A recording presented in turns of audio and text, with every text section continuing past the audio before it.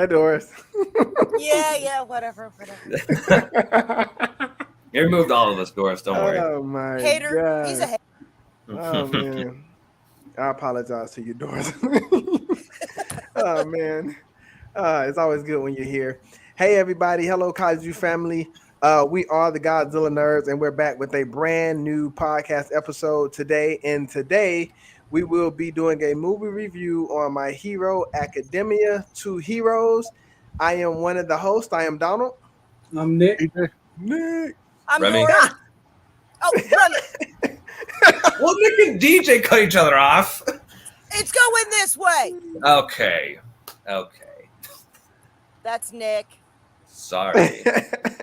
Good. Hello, to see Adrian. everyone. How Hey, you how you doing, doing, brother? Howdy, Adrian? Adrian. How you doing? Always good to see you here, brother. So today, Remy, you're going to be taking over. Yeah. So I'm going to hand it over to you so we can talk about My Hero. Everybody get your prayers ready. Remy, you got this, man. It's going to be awesome. I am glad to be able to see you guys tonight. So it's always an honor and pleasure to see the smiling faces and the happy faces. So. It's gonna be a fun one. I'm excited to see what you guys thought, because for most of this is like one of your guys' first anime, Nick. So that's fine. That's fine, brother. That's fine. That's why we're doing this. I want to introduce you to this. Maybe this can inspire you to start. See, Nick, he's in a position of power. He's changing. Yes. It took me. It was trying to take my friend 12 years, for as long as I known him, 12 years to try to get me to watch anime. And now you have finally watched one. You have crossed over, my brother. But You have Remy, crossed the path. you the man tonight, so take it away, my brother. All right. So, with My Hero Academia 2 Heroes, I decided to take over to make up the questions. So we'll answer some of these questions, and I kind of did something similar with DJ. I kind of made the questions kind of like throughout the film a little bit, like take us by the film. But as soon as we're done with that, then we're going to go over to the true or false game I came up with for My Hero Academia, so that will be fun as well. Doris is gonna fail. What happened? Ooh. What'd you say, Nick? What? What'd you say, Nick? Back talking me now? He said Doris is gonna fail. Doris is going to fail? Wow. Oh, like you're going to do good too, Nick. Okay, I forgive this in advance. You open the door, Nick. Everybody watching and everybody on screen knows what this means. I know what it means to. Children, avert your eyes. Please. Bitch, please. Okay. Doris. All right. I love Nick. Hang on, we gotta give Don a second. He breaking. You all right, buddy? I broke God. Nick. Don was break broken. Broken. Missing out, Adrian. Missing out. I know. Missing out. Surge. You're talking about Surge missing out. Adrian said he hasn't seen My Hero. I haven't seen My Hero Academia. Oh man, it's Oh, awesome. this is gonna be fun too, Adrian. You're gonna have fun when we play the game. Adrian, you're on the same boat as me.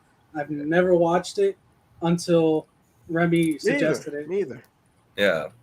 All right then. Yeah, neither Doris. So yeah, the majority. I think it's just me and DJ Okay. in the stream who have watched My Now Hero. I've not watched My Hero, but I do follow a lot of animes. So Yeah. yeah. I'll give you that. You follow a lot And of it's anime. Just My Hero isn't one of them. And Don said it was my choice next week. So step up, bitches. All right. All right, let's begin. All right, first question. What was your impression of the opening to the film? What aspect of it grabbed your attention? Don, I'm going to you first, brother. All right, man. It feels. And you know what? It's honor to be answering one of your questions, Remy. Thank you. What I will say is the opening, which this is another movie. You and DJ seem to be really good at picking movies that start off fast. Yeah. I think with the opening sequence to this film, I actually get to see All Might.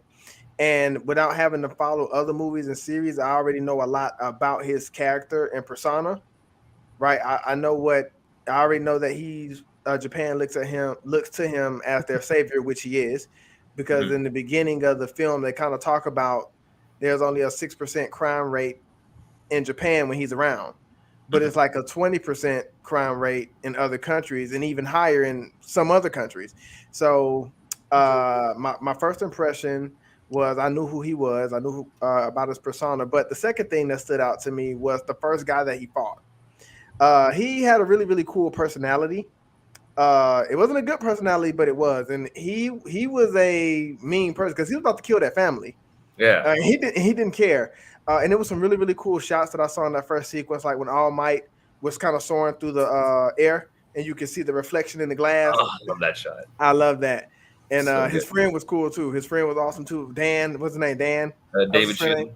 David. Yeah. So Or he just was Dave. super He was awesome. called Dave. Shielding, yeah. But yeah, the beginning, it caught my eye. Started off fast. We already got a battle and a fight, and that's what I loved about it the most. But I will say the beginning sequence, I didn't have to follow like the series or other movies to kind of get my perspective on All Might. Yeah. What about you, Nick? What did you think of the opening to this film? So the opening to this film, to me, I was questioning a lot. Mm-hmm. I was literally questioning a lot. It's expected. It's fine. Like my man literally bended air to bend missiles.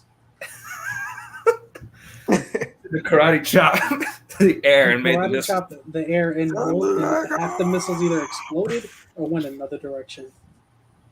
But All Might found a great character, and like Don said, the crime rate with him is like 6%, which is awesome. Unlike other countries, Jersey, where it's very high.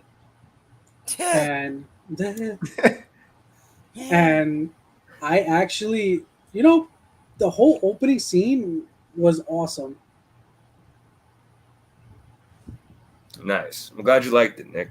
What about you, DJ? What did you think of the opening scene? What aspect of it grabbed your attention the most? Well, I really enjoyed it. I like the fact that it was, taking the perspective of All Might in his younger days when he was first getting started, kind of thing. Yeah.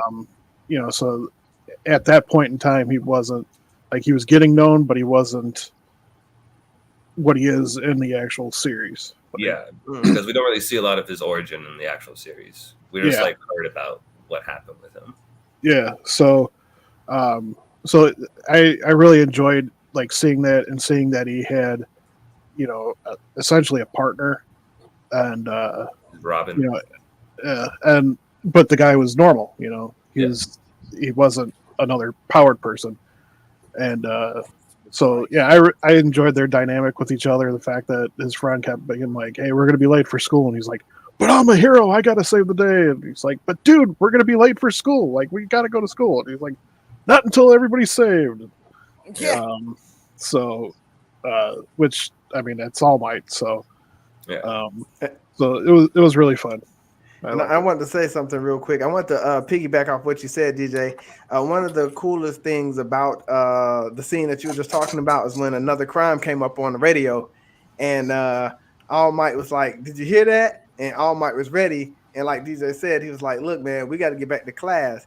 Well, his friend decided to help him anyway. And when they sped off into the air, he was like, "I'll buy you lunch." Yes. He's like, "Don't worry, I'll cool. buy you lunch." I'm like, that's a bro right there. What about you, Doris? What did you think of the opening to this movie? Oh, actually, when it first started, okay, I love anime, but I had not watched My Hero. I hear about it from my kids, and so I was going into it. Okay, cool. So when I watched the first few minutes, and you got him, and I'm sitting here thinking, okay, so this is done in Japan, and if you know what they perceive us, I was like, that's probably an accurate perspective of what they think of American. Well, I'm great, And then when it progressed and you realize that he's this skinny little dude that's broken down, I was like, okay, that's really, really cool. Yeah. So the opening was exactly what it needed to be because it gave you their perception. And then you realized where the message was going and you're like, okay, and that's what pulled you in. And I was, I a couple times I was like, oh, good, break at work. Watch it because it actually pulled me in because the opening was so cliche, I want to say. Mm-hmm. And then you realize where they're going with it and why they're doing it. And it was really good. To go off what you said, Doris, what's interesting about you saying the skinny form is that skinny form actually happens like way later in the storyline, because All Might, as you see him in the beginning of the movie, that's actually him, like normal him. Yeah. What happened to him was that he had a fight with a major villain called All for One that gave him I caught that backstory. Injury, an injury in like the stomach that forced him to like regress into that shrinking form. Oh, it sounds like my current situation. Got it. You look good, Doris. You look good, Doris. Good Lord. No, you're fine. You're fine. I didn't mean to laugh. Was I supposed to laugh? Was that? No, go with it. Go with it. Okay. I don't want to seem like I'm an asshole. How rude. I did that. I thought it was a joke. Nick, don't look at me like that. Stop it. I wasn't looking at you. Oh, sure. Okay. All right, then. Next question. Donald, what did you think of iExpo, the island that they were at? So the iExpo, I'm glad you brought that up. It kind of reminded me of when I was watching Dragon Ball Z. You know how they always have the tournaments? That's kind of what it reminded me of. And at first, when I was first watching it, I saw them kind of like doing their competition, and I was just sitting and waiting. And then it got a little bit better, because I can't remember the kid's name that had the green hair. Because Deku. What's his name? Deku. Or Izuku. Deku. Yeah, I didn't know. One of many, Deku. Yeah, one of many names. Okay, I'm gonna say one of many because that's going. But Deku. When I first looked at him, I kind of just sat back because here's a kid who I'm looking at all the other kids around him. They look like a lot bigger, a lot stronger, a lot meaner. So I was wondering what his role was going to be, what his character was going to be like until he actually started competing. And what really shocked me the most is when he was having to hide his power because he could potentially hurt himself. And that's when I really became a big fan of the expo. But I thought it was cool. I thought that was a really cool concept, having them compete in different ways. It was unique. I'll say that. And then having the different characters out there, that was awesome. So I enjoyed it. It reminded me a lot of the Dragon Ball Z tournament. Nice. What about you, Nick? What did you think of iExpo, the island that the film was set on? Well, I can't compare it to any other anime. The only one I could probably compare it to is the fact that it kind of looked like that tournament they had in Yu-Gi-Oh! Oh, Nick, I think Doris is saying that you need to turn your volume up or something. Remember, Nick. Yeah, a little too quiet. Oh, my bad. No, you're fine. It looked like I could compare it to like Yu-Gi-Oh! Okay. Like that island that Pegasus did. Mm-hmm. Oh, Almost yeah. That's what it looked like to me. But the moment she's like, "Oh yeah, it's all for scientists and it's a school," I'm like, "Where do you fit a school in there?" No, the island can move, found a right? way. It can move. The moment she said the island can move, I'm like, that can move? Yeah, It's Dr. I think it has Dolittle, like engines or like turbines, I think, underneath it. I'm like, that moves? Yeah, it moves. Howl's moving. Howl's That's a moving big castle. island. Yeah, it's pretty big. But I'm like, yeah, compare it to Yu-Gi-Oh! Yeah.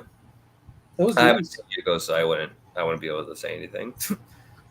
Pokemon. I got you, Nick. Yu-Gi-Oh! Well, similar to Pokemon, yeah. Well, I know about Yu-Gi-Oh! I just never watched it. But what about you, DJ? What did you think of iExpo? I thought it was pretty cool. It was interesting to see how all the rest of the cast popped up as they're, as he was walking around the city and stuff. And of course, it was hilarious how All Might just got swarmed as soon as he walked through the doors by all the fans and stuff. But the island is pretty cool, like just all the stuff that it offers, and as they kind of explore and show Deku around and everything. So he kept running into people he had class with. That was cool too. They're like, oh my God, it's All Might. Can I have an autograph? Yeah, that was cool. Deku around.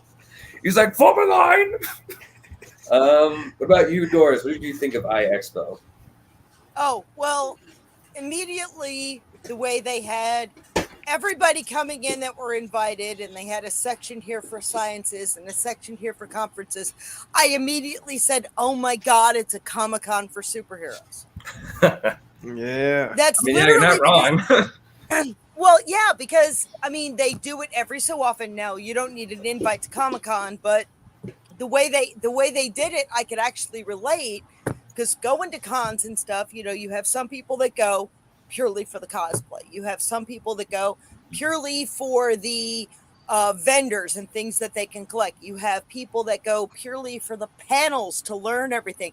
Then you have your celebrities, that are like, thank you, I love you, would you like me to sign your shirt? And so immediately I said, oh my God, it's a floating Comic-Con for superheroes. It was great. So that's where I went with that. I never thought of it that way, but that's actually a pretty cool way to look at it. Yeah. That thought crossed my mind too. Yeah, I'm now realizing, like, holy crap, it is a freaking Comic-Con for superheroes. It's a Comic-Con for superheroes. I'm like, my God. And then, of course, you have the after hours events that they were talking about, like the like a little dinner party. If you've ever been to a Comic-Con, which I know you guys are, a little green at, I'm bringing you in on that. Even when the vendor floor closes, they have after hours events. And there's more than one that's catered to whatever you want. So you can go to a rave over here, or you can go to the Star Wars thing over here. So for them to be wearing formal clothes and to be going to a dinner is literally just Comic-Con. It's an after hours event catered to whatever it is your specialty lies in. Yeah, they've even had like prom-like things at some cons. Yes. Really? Oh. Normal dances and stuff. Wow. All right, next question. Oh, you're in for it if I ever drag you guys into it. You're going to make us look at everything, I'm sure you They're are. doing the San Diego Comic-Con right now, ain't it? Is it day 2? This weekend. Oh, this weekend. Okay. San Diego, you ain't getting into. Even if you tried now for next year, it sells out in roughly 5 to 7 minutes after the tickets go on sale every year. Dang. And that's insane. Like, my sister and I were looking into it a couple years ago and did some research on it and everything. And like some of the videos, like people kind of reviewing the experience and stuff, were pointing out that some of the large auditorium rooms that they have, like the trailers and the big events, like with Marvel and DC and stuff like that, people literally, as soon as they get in, they go straight to that room and they never leave. Like throughout the whole con. They'll camp out like Black Friday before Christmas. Yeah. Like there's no. And then for like special merchandise products and stuff, people will be camped out from like 2 a.m. until when the floor is open, just to try and get like the newest pop or whatever it was that was being released. So funny you say that, DJ, because at San Diego Comic-Con moons ago, when the first legendary Godzilla was being released, Pop debuted their 239 Godzilla at that, and it is so eclectic right now, you're not touching it for $600. It's a limited edition. Wow. It went like that. People went to the floor, bought everything they had. If you bought it at Comic-Con, you could still buy 239 Godzilla, but the ones that were debuted at Comic-Con for the opening of the movie, you ain't touching them. Collectors all over the world scooped them, and they will not sell them. You can find them on like Etsy and eBay and stuff, but you're going to be paying a week's salary to get them. Wow. That's insane. And that's what a lot of toy companies and stuff, like for this, especially for the San Diego Comic-Con, sometimes for the New York Comic-Con. New York is the other one. They'll have like exclusive editions and stuff, and sometimes you can luck out and like find a vendor at another con that has one for still a reasonable price, pretty close to what it was selling for at the con that it was exclusive to. But once it hits eBay, forget it. I actually have 4 239 Godzillas. I won't say where the first one's from, but then I have the original, the Burning, and the Glow in the Dark. They're all 239s, but there's several versions, and I won't say where number 1 came from. All right, our next question. Early in the film, we were introduced to All Might and David Shields' friendship. What part of their friendship did you find most endearing? Wow, man, that's a pretty good question. I think they had, well, my perspective from it. You talking about from the beginning? I mean, the beginning of the film, or just throughout the whole Just about the whole film, I would say. I would say, if anything, is more than a brotherhood. Yeah. I would say that because, of course, at the beginning, you see them together at the beginning, and also when it's all said and done, you see them again together at the end. And I think from my perspective, they haven't seen each other in a while. As you're watching the film, it's been a really, really long time since they've seen each other.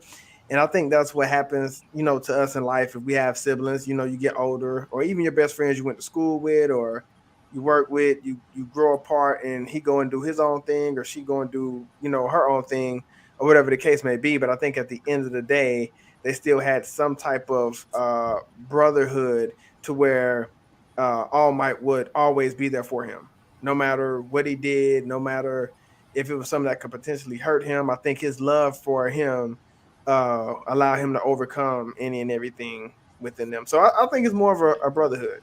Yeah, no, I see that too. They acted more like family than they did like actual friends. What about you, Nick? What did you think, or what did you find most endearing about the friendship between All Might and Dave?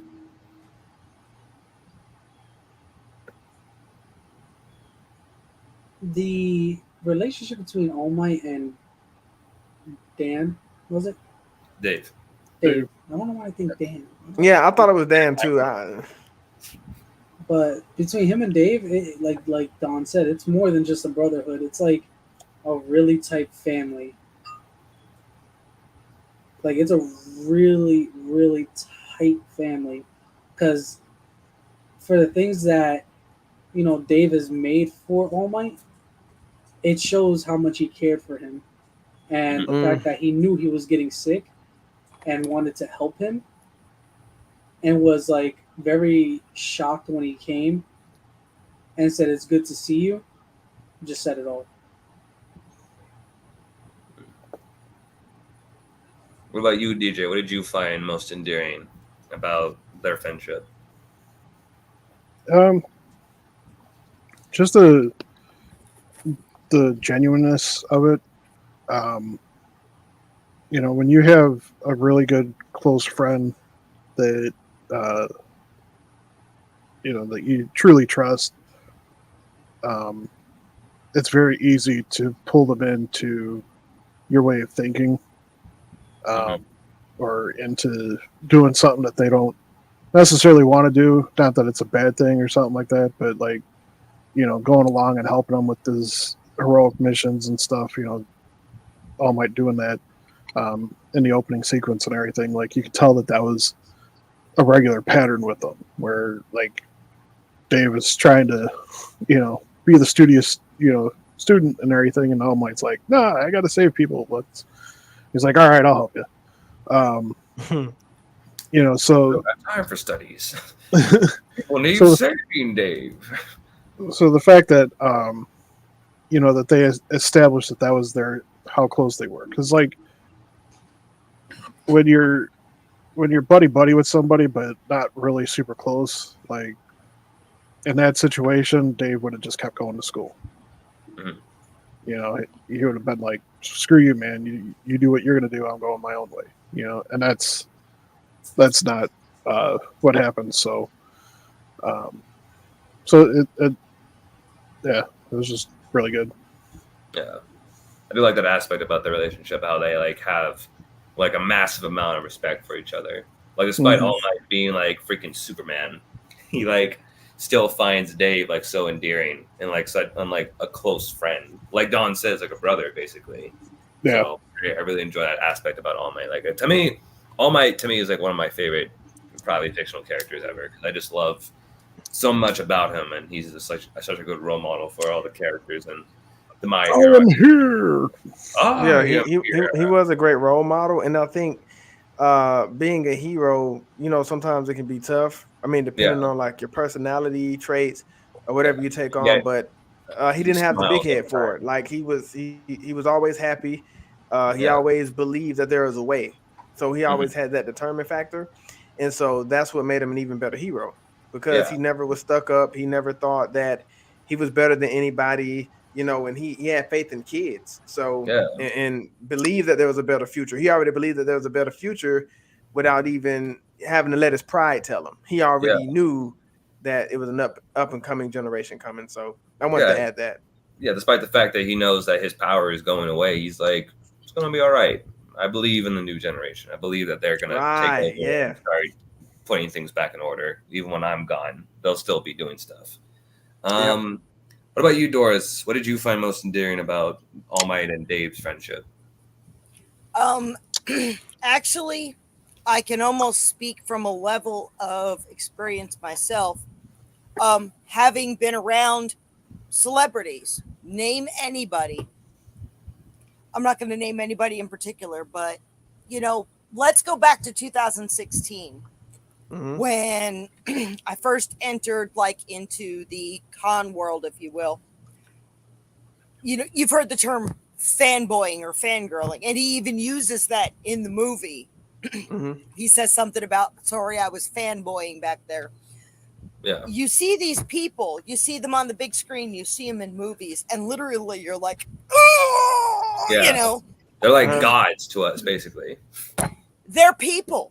They Yeah, have they are. families. They have husbands, wives, children, friends, family. They went to high school. Struggles. Of course we put them on a pedestal because, they're, oh, sorry, I just got buzzed by a hummingbird and it startled me. No, you're fine. I was like, hello. Don't hurt hummingbird. Yeah, hi, hummingbird. So, it's like the way they were reminds me of someone like myself who back in the beginning was literally you're holding yourself together trying to act professional because here is your idol in front of you. And you guys know what I'm talking about. And then you get to know them and you talk to them on a personal level and maybe you go to lunch with them or have a coffee with them and stuff, and you realize they're just people that have succeeded. And then let me tell you, your fanboy or your fangirl status goes to a whole new level because they're not just that character anymore. They're a character and a person that you love. And so the way they portrayed those two was, I know you, but I know who you are on the inside. And this is going to sound all girly, but those of you that are married know this. You have a spouse, you know who that person is in public and you know who that person is behind closed doors and you still love them. That's what it felt like to me. He knew who he was and who he had to be in public, but he knew the real him and he loved him even more and supported him for it. That's good, Doris. That's good. Yeah, that's just the way I interpret it. That's good. Deep. That's good. No, that's good. He didn't look at him like, he looked at him like, I know, and I'm going to hold you. Yeah. That's cool. That was good. I really enjoyed that. Our next question. Now, speaking of relationships, Donald, what did you think of the relationship between Melissa and Deku in the film? Melissa and Deku had an awesome relationship. Was she older than him? Yeah, she's 17. She was 17. She was 17. Yeah. She was 17. I thought their relationship I thought they were gonna end up dating, to be honest, when I was watching it. Nah, that's Deku and Uraraka. In the rock, okay. But yeah, I'll say he goes for the brunettes, not the blondes. It's always the story of our life now. We're about to get in a whole shipping war right now. But Melissa and Deku's relationship actually reminds me of David's and All Might's relationship.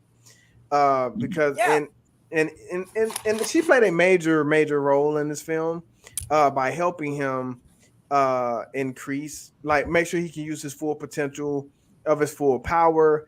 And she was just always figuring out a way to how we're gonna stop this or how we're gonna stop that. And she had genuinely care for him. It wasn't like she was just conversating with a random person and then that was it. Like she actually really cared for him, cared about how he carried himself, cared about how he do things, always took precautions, especially with him. And so they kind of have a similar relationship with, like I said, All Might and Dave. That's about the best way I can put it. They had a genuine care for each other. And they helped each other. They played really well off each other in this movie. But Melissa had a really big role. They don't make it without her. I'll say that. But so she was there. Amen She was to there that. for him. Yeah, I did like that aspect of the relationship where she did actually set an example to Deku about how even though you're quirkless, like you don't have a power, you can still do something. Yeah, like she was like when she like the first scene where she goes, "Oh yeah, I'm quirkless by the way." Is like, really? Like, aren't you sad about that? She's like, "No, not really. Like, I'm fine with it." Which I'm sorry, it might be a future question, but after watching that whole movie, that is not true. Oh, that quirkless is not true. All right, we'll talk about that in a bit. I'm gonna stop there. But Nick, are you still there, brother? I'm not sure. He didn't message me, so Nick, my boy, Nick. Maybe he's in the bathroom. Oh, there he Skip goes. me real quick. Skip me. Oh, he said skip him. Oh, skip him. Okay then. Yeah. DJ, what did you think the relationship between Melissa and Deku in the film? I liked it. Like Don said, it was very reflective of All Might's and Dave's, which makes sense because they're the next generation of both of their roles, essentially. Yeah, that's true. And liked how I liked how well that they got along, and the admiration that they both had for each other. Not like necessarily in a lustful way, but just like appreciating each other for each other's values, and motivations and stuff. Yeah. And one of the funniest things was when Deku shows up later on, and he still has the gauntlet thing on, and she's like, "Oh, you remember to put it on?" And he's like, "Honestly, I couldn't figure out how to take it off." He's like, "I didn't know how to take it off." I was dying. He's like, "Actually, I didn't know how to take it off, so I just left it on." I was like, "That's perfect." That sounds like because if you watch the series, that is kind of what Deku is. He's a badass, but he can also be sort of a klutz in a lot of scenes. So that's like perfect to his character. Because he was going to be All Might's successor, and Melissa was going to be Dave's successor. So that was a good parallel. That was awesome. That was really cool how they did that. Yeah, freaking Deku Spider-Man had Peter Parker. And the other thing too about Melissa was she reminds me of that, like, not to as an extreme as it, but the tech girl from the series. Hatsume. Yeah. So, just like, a much more milder version of that. Oh yeah. She was excited about all is way more eccentric than that. Yeah. But still had that almost that same level of excitement when talking about like all the, devices and tech and all that kind of stuff. So yeah, I can see that. So there was actually a little team up manga that they did where they actually have Melissa and Hatsume interact with each other. So that was actually pretty fun when they did that. Cool. Before Doris, I go over to you, Nick. You good? All right. Yeah, my grandma just called me. Okay, no, that's fine. Hi, Grandma. Grandma. No, you're fine. What did you think of the relationship between Melissa and Deku in the film?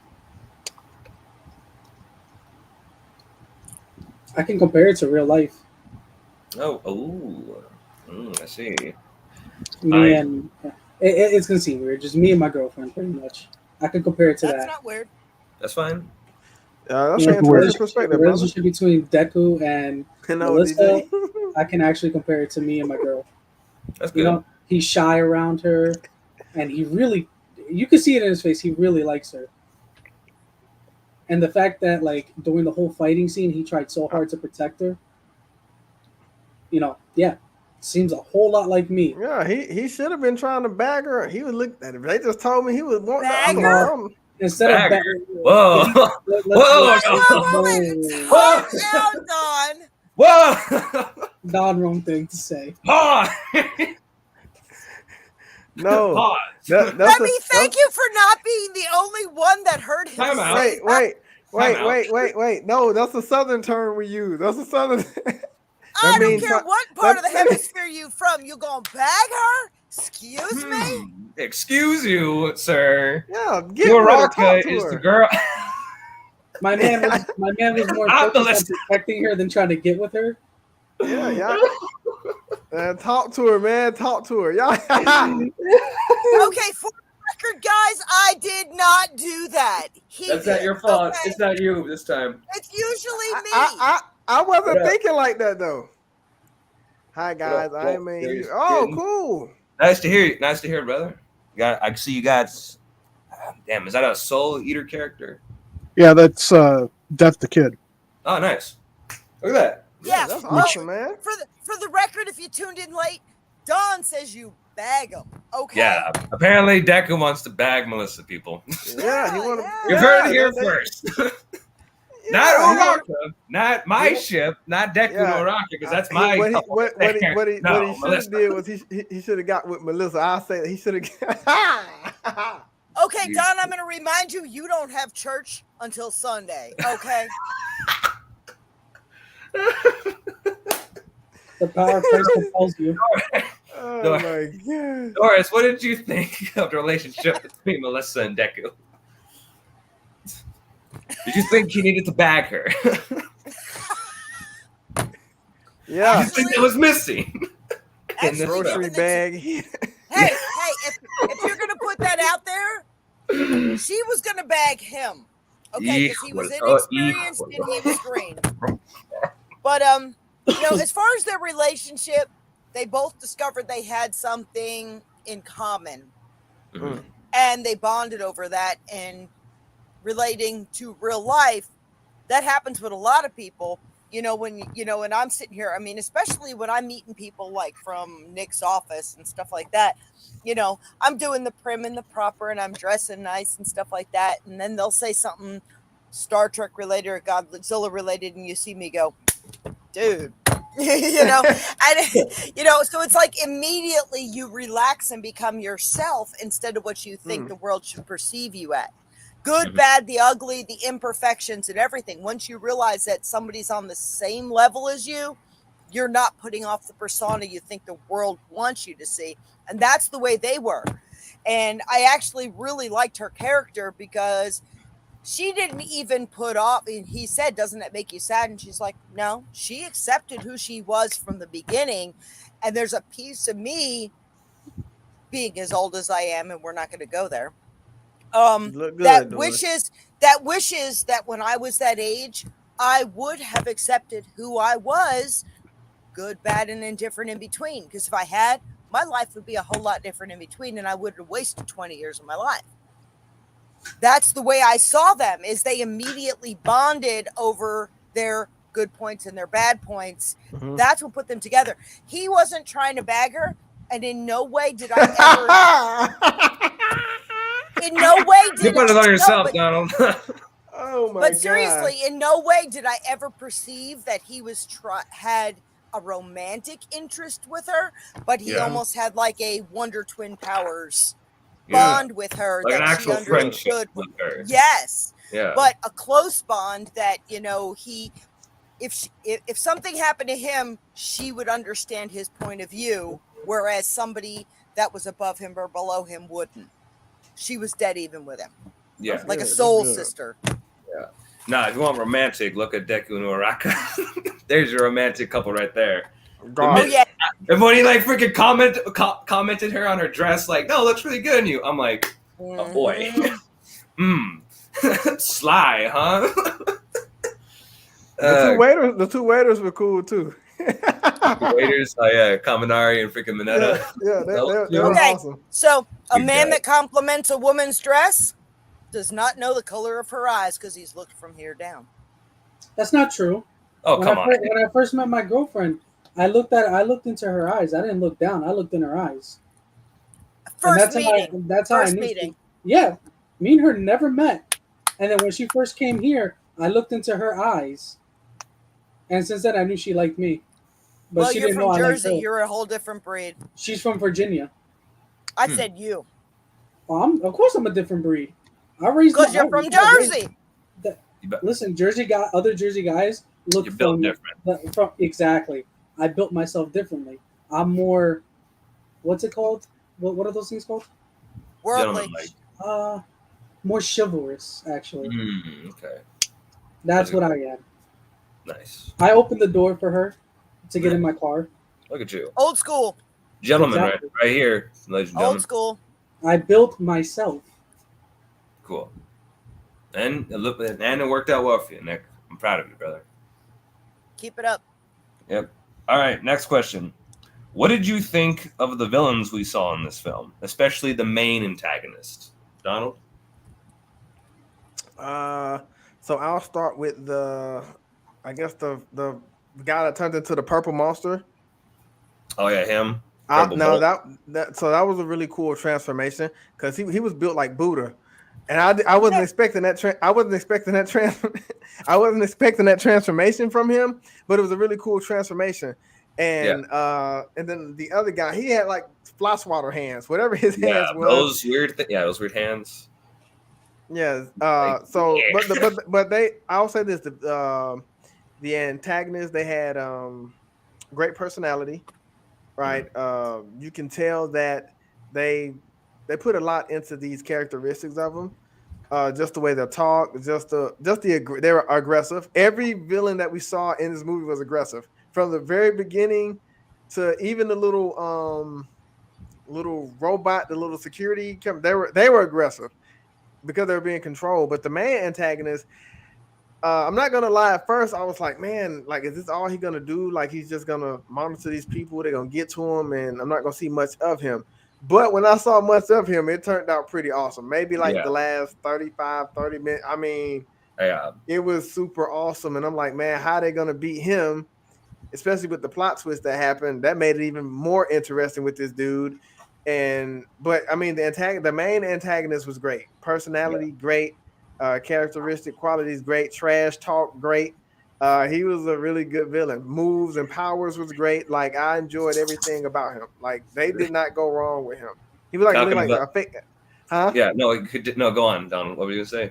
Yeah, like everything about him was great. Like, I love when movies and shows, especially in anime, they create good villains because I'm more sucked into it. Because I'm always on the edge of my seat wondering what's gonna happen. Yeah. And that's exactly what I did. Not even with the final battle. I did that with the final battle, but even when he was getting in the chopper, that was an intense scene. So the main antagonist was awesome, and then the other antagonist, they were cool too. They were awesome. So I enjoyed them a lot. When you're talking about the trash talk, I love that scene where he's like, "Oh yeah, here's a payment I promised you." Yeah, he shot him. His Booney Lagoon head. I'm like, damn. I thought I killed him too when I first saw the movie. I was like, "Oh shoot!" When he did that, I was like, "Oh man!" I was like, you messed up." Yeah, that was a really intense scene, and the music as well, man. The music in this movie, definitely. The music was pretty dope too. What about you, Nick? What did you think of the villains we saw in this movie, especially the main guy? The main guy, I thought he was ruthless. Yeah. My man shot him when I don't want to curse. No, you can curse. Doris is already cursed enough. You can curse. I don't friggin' curse.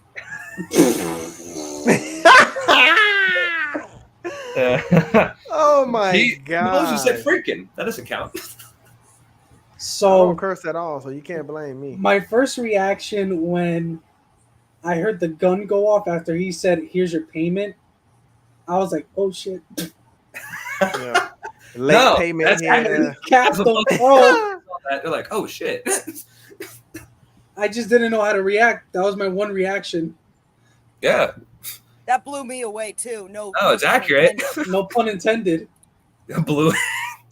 No pun Yeah. intended. It blew him away too. It's I'll like, be here all week. Try the veal. He's like, you shot me.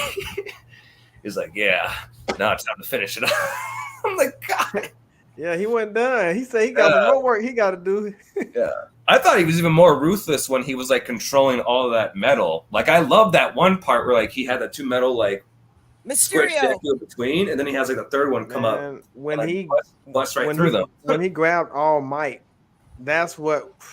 When he grabbed yeah. him and he squeezed him, I was like, "Oh my gosh!" Like, Like all the muscles. I like movies like that because I'm on the edge of my seat because my mind is moving so fast. I'm like, okay, what's going to happen next? I need to see the next thing. Like, how is it going to happen? How is it going to play out?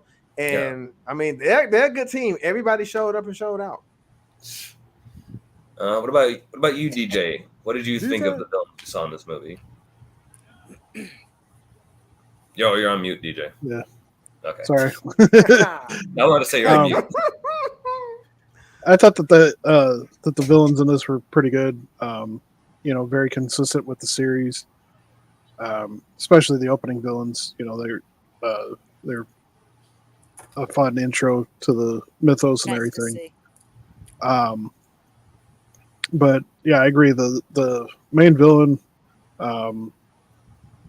wasn't sure what to really take with his powers at first, but then as he progressed and eventually put on the device and stuff, and just like the craziness of how he reworked the whole building top and warp the whole environment that they were fighting on and stuff. Freaking metal. So definitely a fun villain to watch them fight. So Yeah. What about you, Doris? What did you think of the villains we saw in this movie? The villains as a whole, and I'm sorry, I'm the deep philosophical one, but You're fine. We can have that aspect of the movie. Bring it Yeah. on, Doris. Yeah, bring it. you got to No, realize it's this really this cool. was made No, from. can't have it. All right. Never mind, we can have it. DJ said no. All right, moving on. No, I'm kidding. No, Remember this? Okay. No, So if you think about it from when you're watching it, a lot of people tend to forget that it's made from the perspective of somebody from another country. Yeah. So when they made the main villains, and I'm going to refer to them as henchmen, they were people that were paid money. Hey, I'm going to do something underhanded. Here's your money. Yeah, sure. I'm going to do something crooked. I mean, as somebody who has an addiction to Law and Order, which I watch a lot, there's a lot of people that will do shady, and this is for you, Nick, shady shit for money. That's what the henchman came across to me as. But the main guy reminds me in a philosophical point of what they perceive as corporate America, that I'm gonna screw you. I'm going to play the role till the very last minute and then screw you over and take over, because there are a lot of foreign countries that see America as that. Mm. And that's the way they made him, is he played the part till the bitter end. And then when it was his turn to take a bite of the cake, he took it and ran, and it was one for all and all for me. Yeah. So that was done from the perspective of people, not a person individually so much as how they see, unfortunately, how we operate. Yeah. No, I like Sad that, Doris. truth. I like that you're giving a lot of this movie that kind of philosophical touch, because I don't really hear a lot of that of one. I read between the lines a lot, and I am. I like that aspect of you. I feel like that's cool that you take it that much level deeper like that. So I enjoy that about your discussion. Oh, that doesn't look right at all, does it? All right, then. This is gonna be. Oh, good God.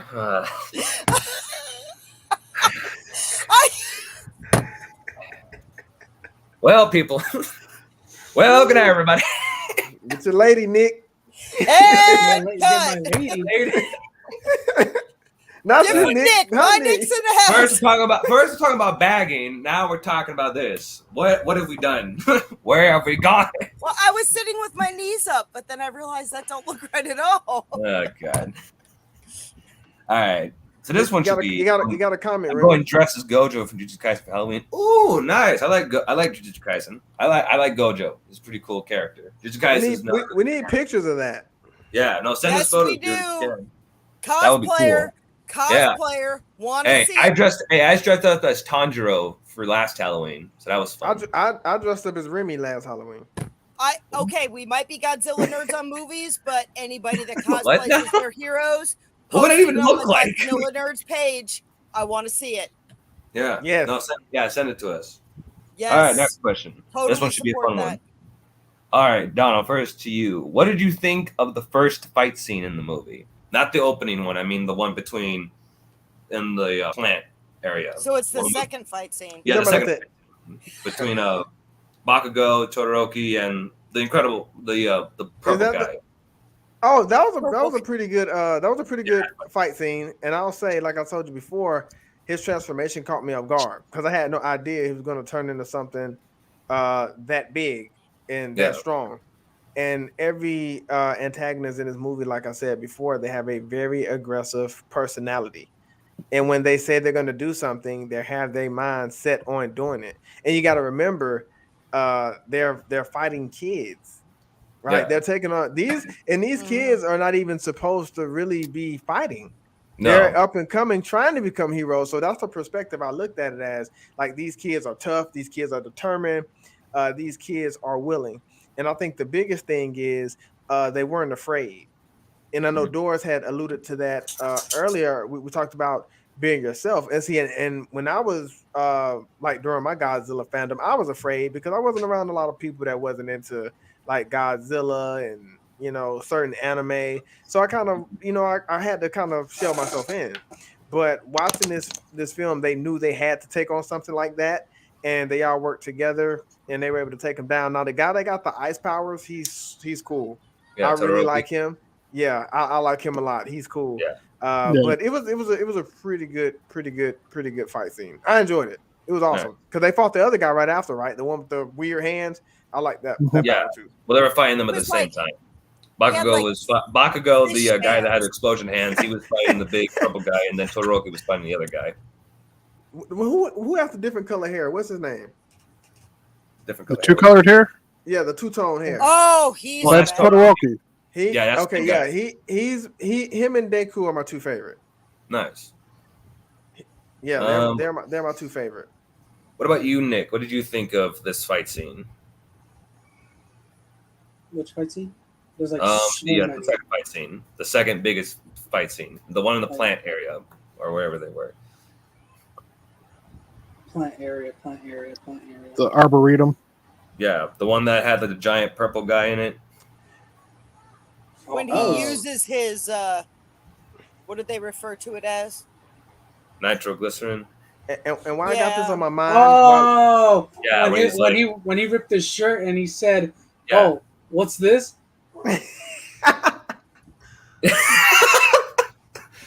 The moment he said, "What is this?" He's like, "Oh yeah, my sweat's like nitroglycerin." I was like, "Wait, It's what?" the palm, yeah. And Todoroki Just- knew exactly what that meant and just went, okay. And once he hit it and it exploded, I'm like, they did him dirty.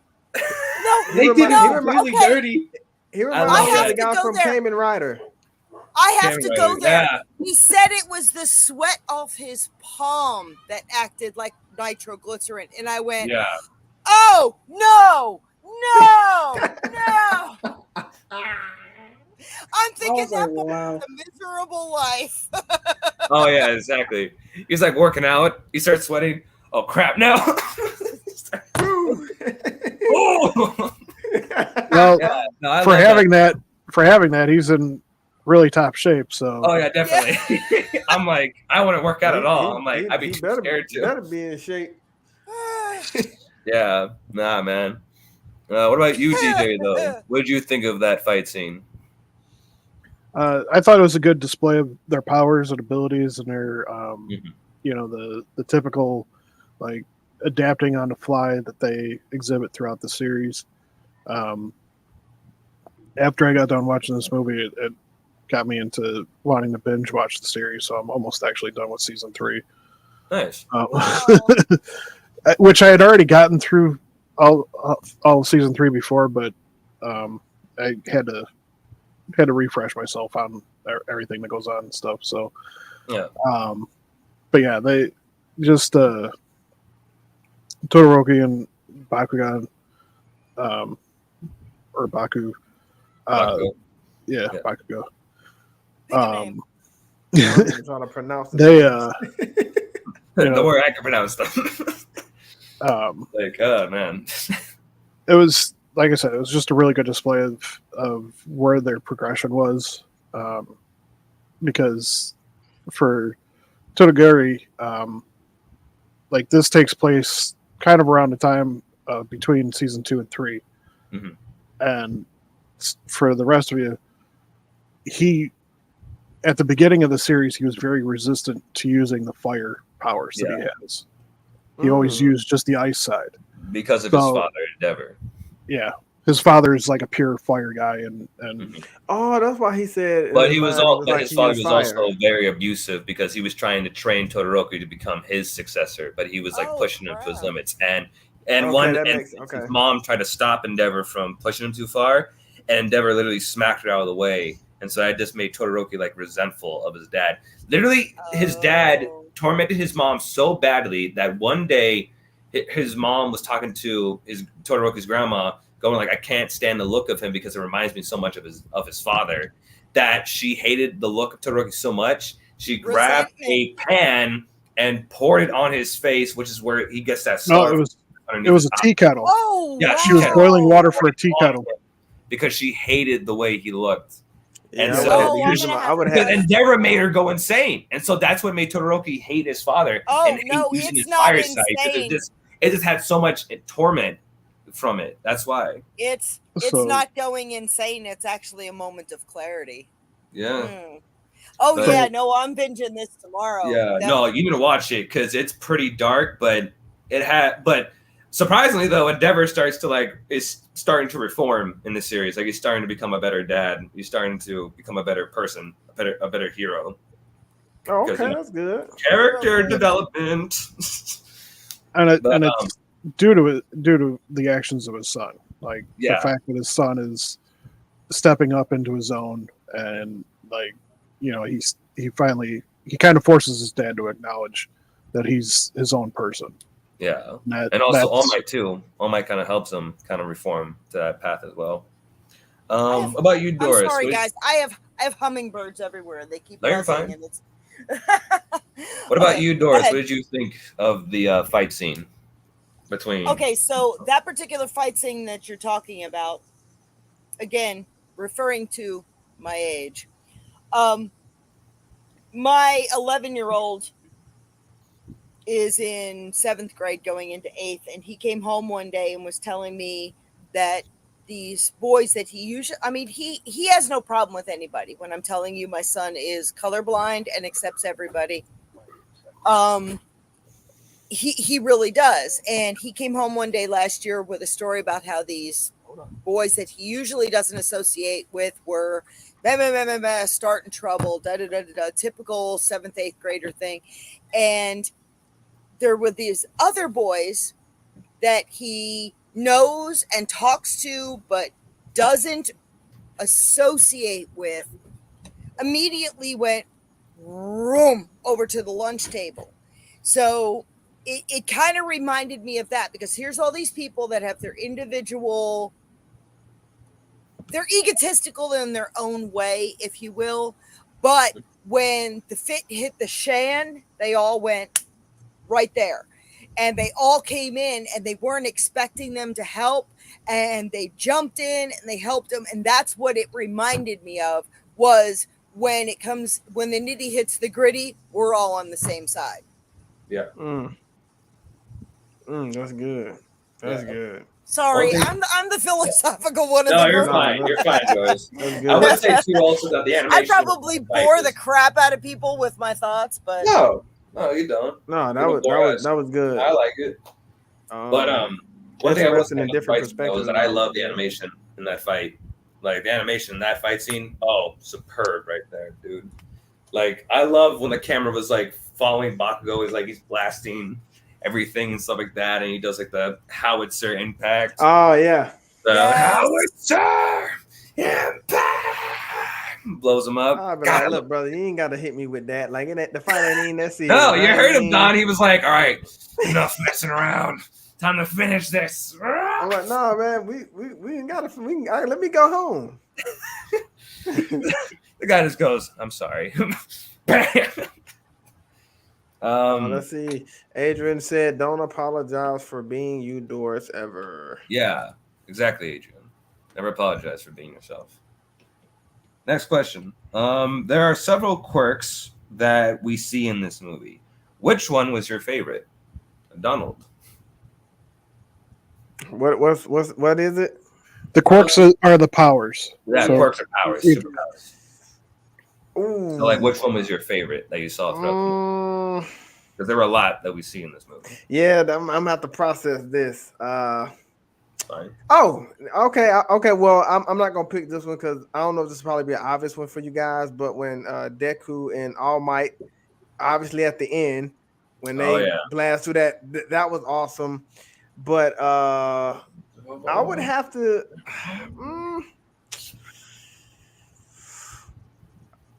You know what? I'm gonna give it to the little itty bitty. Who was that? Mineta. Whoa, pulling the crap out of his head. Freaking the balls on his head. It stepped up big time on that one. Because I give it that one. It's a lot more I can say, but I love that so much. Me and DJ. He's the biggest perv out of that whole group. Yeah, he's the pervert of the show. Harem. Yes, literally, he goes after every girl in the show. He looks at everybody. Well, except for Audio Jack. Oh yeah, for Jiro. Jiro's the one person he doesn't really acknowledge because she doesn't have boobs or butt. She's very slim. They were looking at all the girls that was coming in for the ceremony. That was cool. But I'll give him that one. I like that one. I like that a lot. That was an awesome scene. What about you, Nick? What was your favorite quirk that we saw, or superpower, I guess? I want to say Deku, but the guy that has both quirks of ice and fire. Todoroki. Yeah, and also Todoroki, yeah. the one with the nitroglycerin. Oh, Bakugo. Sweat. Yeah, both. I like all yelling three. and hollering. That's him. That's the show. So that's normal for us. Both of them. All three. Oh, all three. Oh wow, nice. No, yeah, man. No, they have, and they're like labeled as the big three too. Like they're like the top students in the class because of their powers. Here you go, Remy. My favorite quirk is One for All. Yep. I agree with you on that. One Isn't for all. that Deku's? Yeah, that's Deku's. And quirk. All Might's. And All Might's. Yeah. Quirk. Yeah, both of their quirks. Well, All Might soon to be Deku. Yeah, soon to be Deku's quirk. What about you, DJ? What was your favorite quirk that we saw in this movie? I mean, it's easy to go with, the big favorites, the big three, like we were talking about. But I always have an appreciation for Momo's abilities, just because there's so much potential there. Yeah. And like you see the different applications that she comes up with throughout the series and everything like that. So it's always interesting to see like what her solution is to the situation. Because sometimes she has a very simple, kind of straightforward thing, but then other times she comes up with something that's like really complex or like, like a freaking cannon. or like the big, like, sound system that she developed in the trials. Yeah. Tech ability. Yeah, that. Yeah, that was. What about you, Doris? What did you think? What was your favorite quirk in the movie? I have to go with her because I love the tech ability because I don't know, maybe it's more relatable. Here I go with being the odd man out in the group, but believe it or not, my favorite was no quirk at all. It was the ones that accepted who they were and their abilities as they were in able to assist others. It's probably going to skip forward into something you're going to talk about futurist going on in the podcast. But all in all, the whole moral of the thing was accepting yourself for what you can and can't do and your contribution and where it belongs. So my favorite quirk was no quirk at all. It was accepting yourself for who you are and what you can contribute, because everybody has an attribute. Yeah. And that is almost biblical, because everybody has something they can contribute. And that's what that whole movie was about. So, wait, Doris, are you referring to Melissa or Momo? Because the character that DJ was talking about was the girl that could Momo. Anything out of her. Oh, okay, Momo. Okay, this makes sense. So, but any of them, but like I said, not having a quirk was still the ability for science. To me, was a quirk in and of itself. Yeah. I can see that. I agree with you, because that was cool. Even watching the film, they're all there as a team. Whether this person have abilities or not, they still found a way to help each other and be there for each other. They knew what to do in the right moments.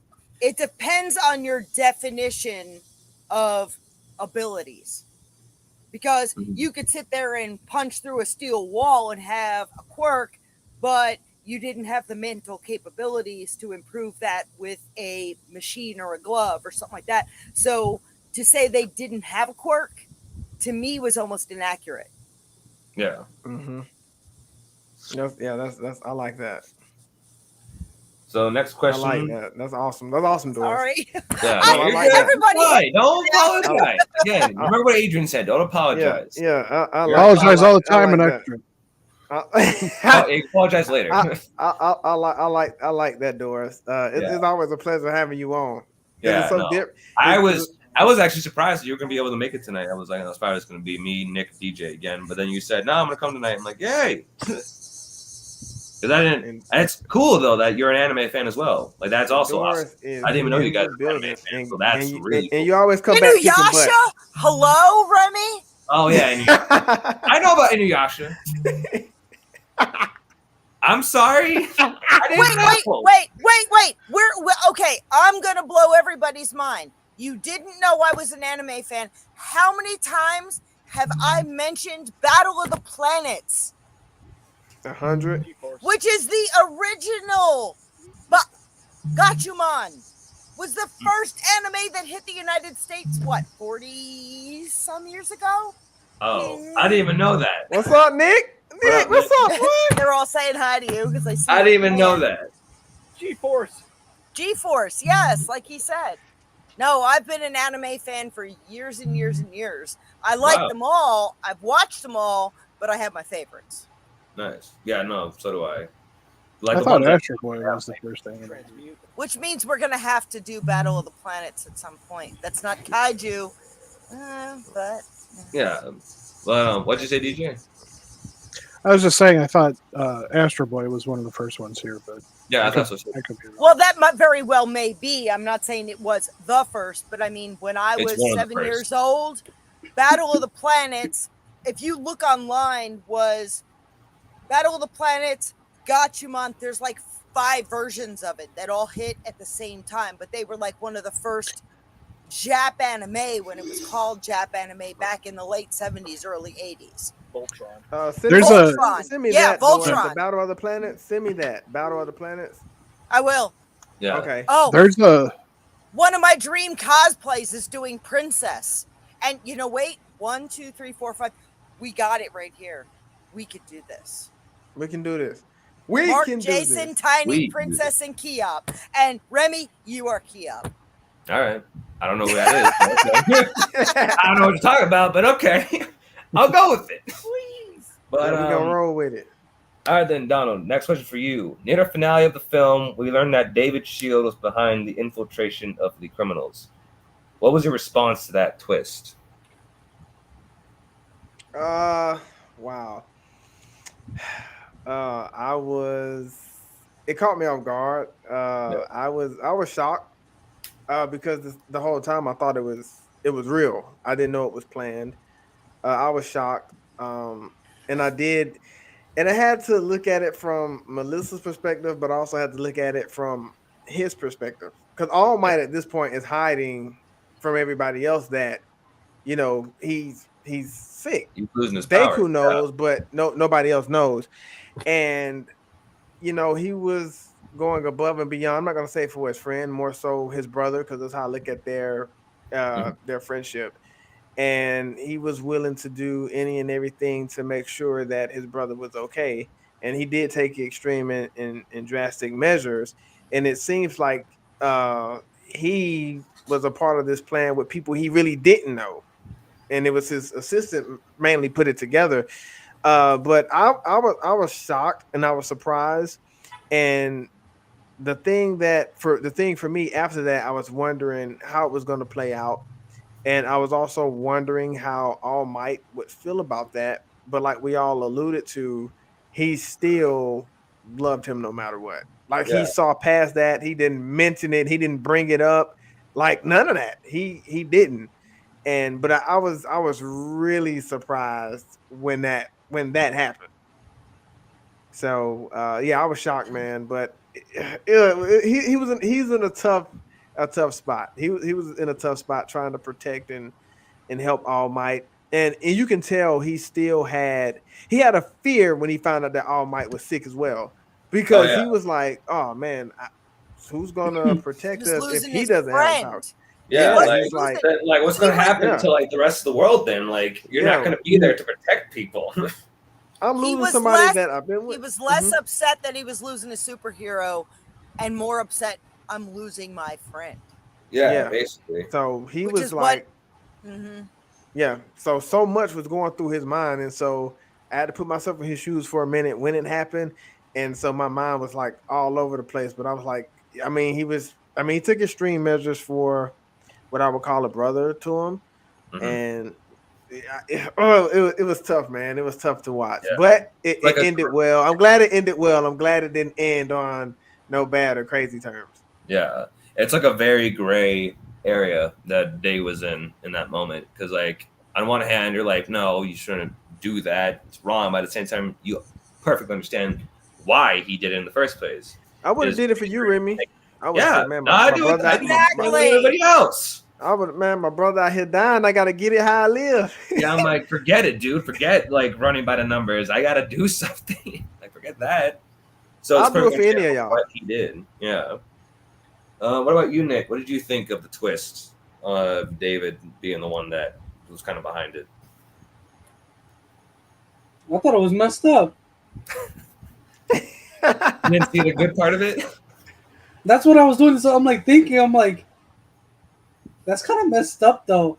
Like, this man literally sat here, busted his butt for years just to get back what he was working on, to make All Might better.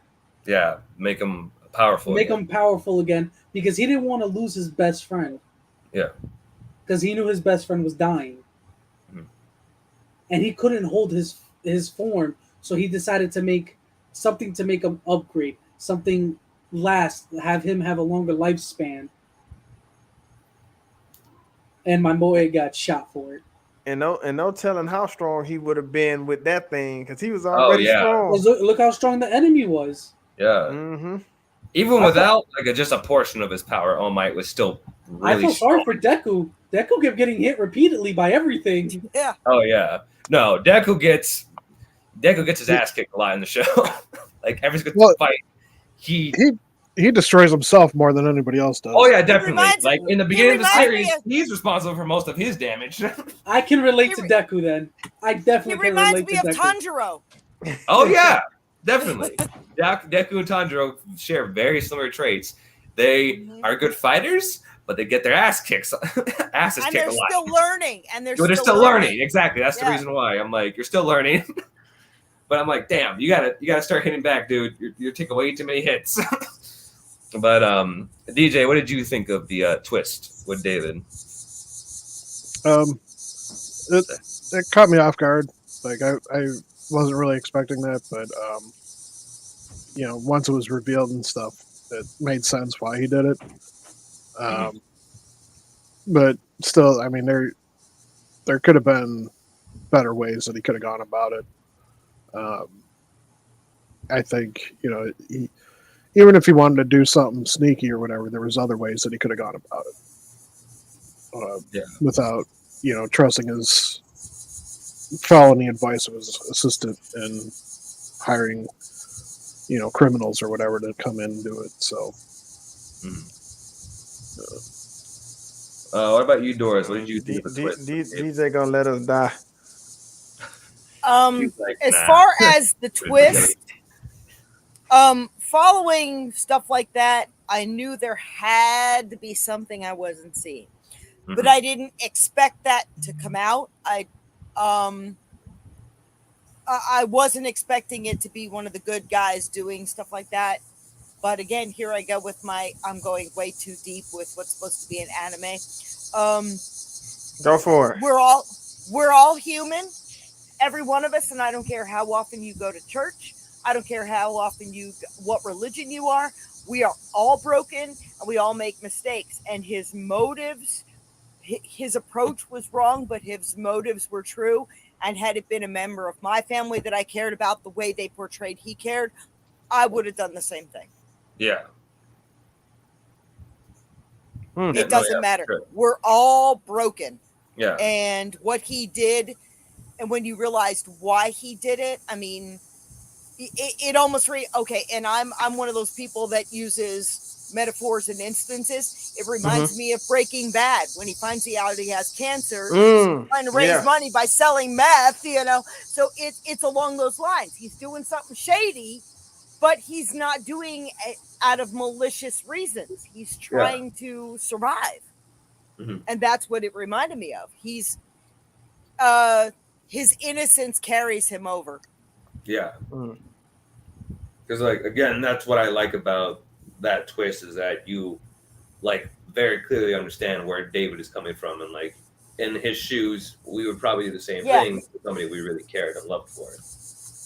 And I'll say this: what makes a really, really good, really good human being, is that All Might still forgave him. Yeah. Right. Yep. He didn't judge him. He didn't. And like I say, I'll read my Bible. I go to church, and I'll never judge anybody here. And I always pray for y'all too. And that's why I carry myself the way I carry myself. But I think being around somebody like that, somebody that can help comfort you, someone that's really genuine and that'll forgive you, it makes your life a lot easier, because now you're around somebody that that loves you, somebody that trusts you, and somebody who believes in you no matter what you did. Man, it's cooking, right? I mean, we've done things 10 years ago we had no business doing, but if you're around somebody that genuinely loves you, they don't care about what you did 10 years ago, they care about your well-being now. So that's what I have to say on that.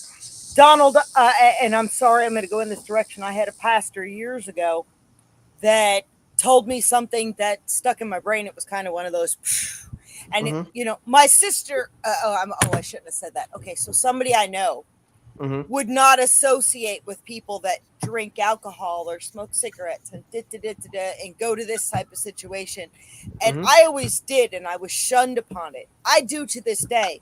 And I was like, why do I feel like such an outcast going to church? I'm sorry.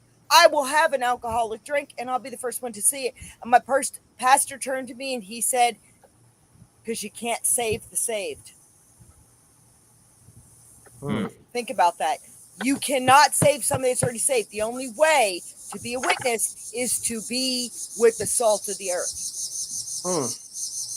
If you remove yourself from the salt of the earth, you're not saving anybody, because you're not with people that need to hear it. You can do something without indulging upon it. And so I'm sorry I went there, but that's, I'll be the first one to say, yeah, I'll have myself a margarita. You drink? Why, yes, I do. Do I drink in the presence of people that are alcoholics? No, because that's wrong. Do I smoke in the presence of people that are trying to quit? No. But you can't save the safe, so you have to be out there to spread the word. Yep. And that's another relation that I made with that movie. He forgave him because he was not in his situation. Mm-hmm. That's cool. Yeah, I like that. Sorry, it went biblical. That's cool. I like that. Uh-oh, Remy disconnected on us. He's our host. Yep. Yeah. Time out, guys. I need more light. Hey, we Those still young here, whippersnappers. August 11th, we are doing a Godzilla Nerds giveaway. August 11th will be coming up on our 50th podcast show. That's really, really look, amazing. let there be light, guys. There it is. You got an awesome scenery, Doris. That's awesome. Sorry, I have a like tiki that. torch and yeah. Yeah, that's a cool scenery. Remy said his Wi-Fi disconnected. All right, well that's fine. But oh man, I got fiber installed this week. I'm up to 500 MIPS, man. ooh, wow. Okay, Remy said he's coming. DJ said no excuses.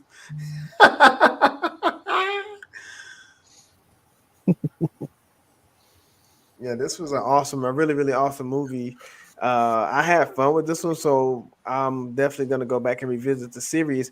And what I was saying earlier, DJ, the guy in Kamen Rider that I told you was my favorite, the one that just carried himself like he knew, like he wasn't worried about nothing. That's who the guy with the two-tone hair in My Hero Academia reminded me of. The scar, the burn mark. Yes. Oh, I've seen him. I've seen people portray him at con a million times, and I knew who he was. But now I'm gonna be like, dude. Yeah, I gotta get to the con. I know G Fest for sure next year. I will be there. Next one I'll be at is gonna be let me see, Cincinnati in September. Well, okay, September. I'm gonna try to make that one. Oh, okay. Well, there's two. Early September is going to be the one in Indianapolis. That's All Monsters Attack. That's the one that I promote highly. If you were a kaiju fan, then late September is CCE, which is Cincinnati Comic Expo. One of the best in this region. It's not huge that you're going to be overwhelmed, and it's not small that you're like, dude, I'm done and it's 2 hours later. Two of my favorites. Early September, Indianapolis, late September, Cincinnati, and I will be at both of them. And my mom she'll be coming to the G Fest. So your mom's coming to G Fest. Oh, thank God. Yeah, my mom's coming. G Fest is on, and if you, I will take the lead on this. If you guys trust me, I will find us. We'll get like an Airbnb with separate rooms, and because we got to split the cost so we don't spend a fortune. I've been doing this for 11 years. I can do this. Okay. If you find an Airbnb, find one with a pool, please. Done. Because we're gonna celebrate Remy's birthday. That's the month we're going. Oh, yeah, July. Hello. Yeah. My You birthday. too. There you go. Both birthdays will celebrate. Yeah, both birthdays are coming too. I'll be there for sure. Yeah, sorry. This will be an off-air plan. I take full responsibility for finding this. All right. All right then. Ready? Ready to go back to the next.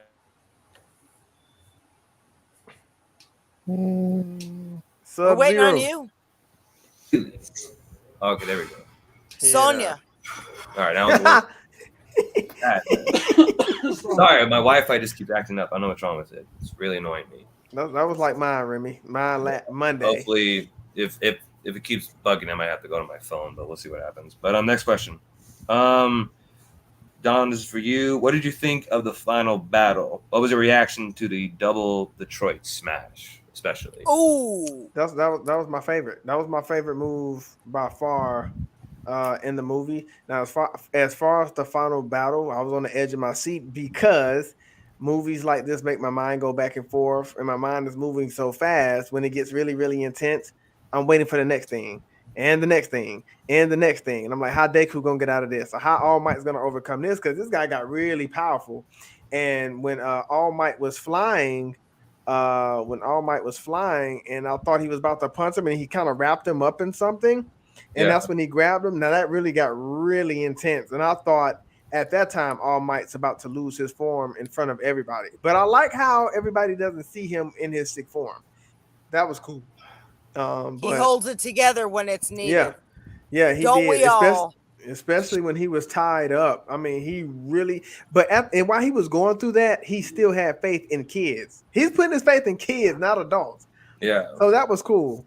But the last fight scene definitely had my mind racing back and forth because I didn't know how they was gonna beat this guy. Deku just kept getting hit with metal on top of metal. I'm like, dude. Yeah. And I mean, mind you, he's taking a lot of punishment. Yeah. Faith. I mean, basically. faith is a powerful thing, and it will give you determination and will that you never thought you had. And I mean, this kid kept fighting to the point where All Might was like, "Look, we're about to do this." Like All Might just said, "Come on, let's do it. Let's go." And he's like, huh. He was Job. He's like, where would I be without you, kid? Will you lend me your aid once more? And he's like, yes, sir. And they're both like, let's go. Bam! Like, shut up. The rest was history. And I knew it was a done deal when everything just started exploding. I already knew it was a done deal when they started playing the main theme in the show. You Say Run. That's the name of the theme they were playing when they were running. That like the music was awesome. And they played one theme in this movie that I really liked when they were fighting when the girl was lifting Melissa and Deku up, and then the security. She was using her gravity thing. Yeah, and when those little robots came in and they started fighting when the robots that was awesome. I really enjoyed that. I was expecting one of them to say exterminate. I was totally looking for dollars. Exterminate. I actually would have been fine with that. Exterminate. Nick. I was totally looking Nick. for There you dollars. go, Nick. Melissa for you. Melissa. Oh, I'm a Hoovian. I have the scarf. Oh, yeah.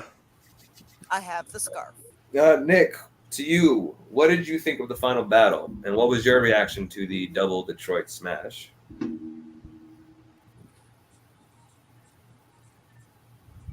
He hated it. Oh, no, I did not. Detroit Rock City. Double. It was actually no words could describe how I felt about that last scene. Because it's just that damn good. Yeah, pretty much, yeah. It's just that damn cool. There you go. There's your reaction, Nick. Just dancing to it. It's like, yeah. All Might and Deku. Let's go.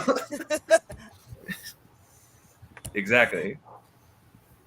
DJ, what did you think of the final battle, and especially the double Detroit smash? It was a lot of fun to watch, and it was cool to see Deku finally get to do that. Yeah, like and team not All Might for the first time. Yeah, and not like blow himself up essentially. Yeah, exactly. Not break any of his bones. Yeah. So I gotta go back and watch the series because I'm missing something it's that such he's a good doing. series, but like, there's a lot to it.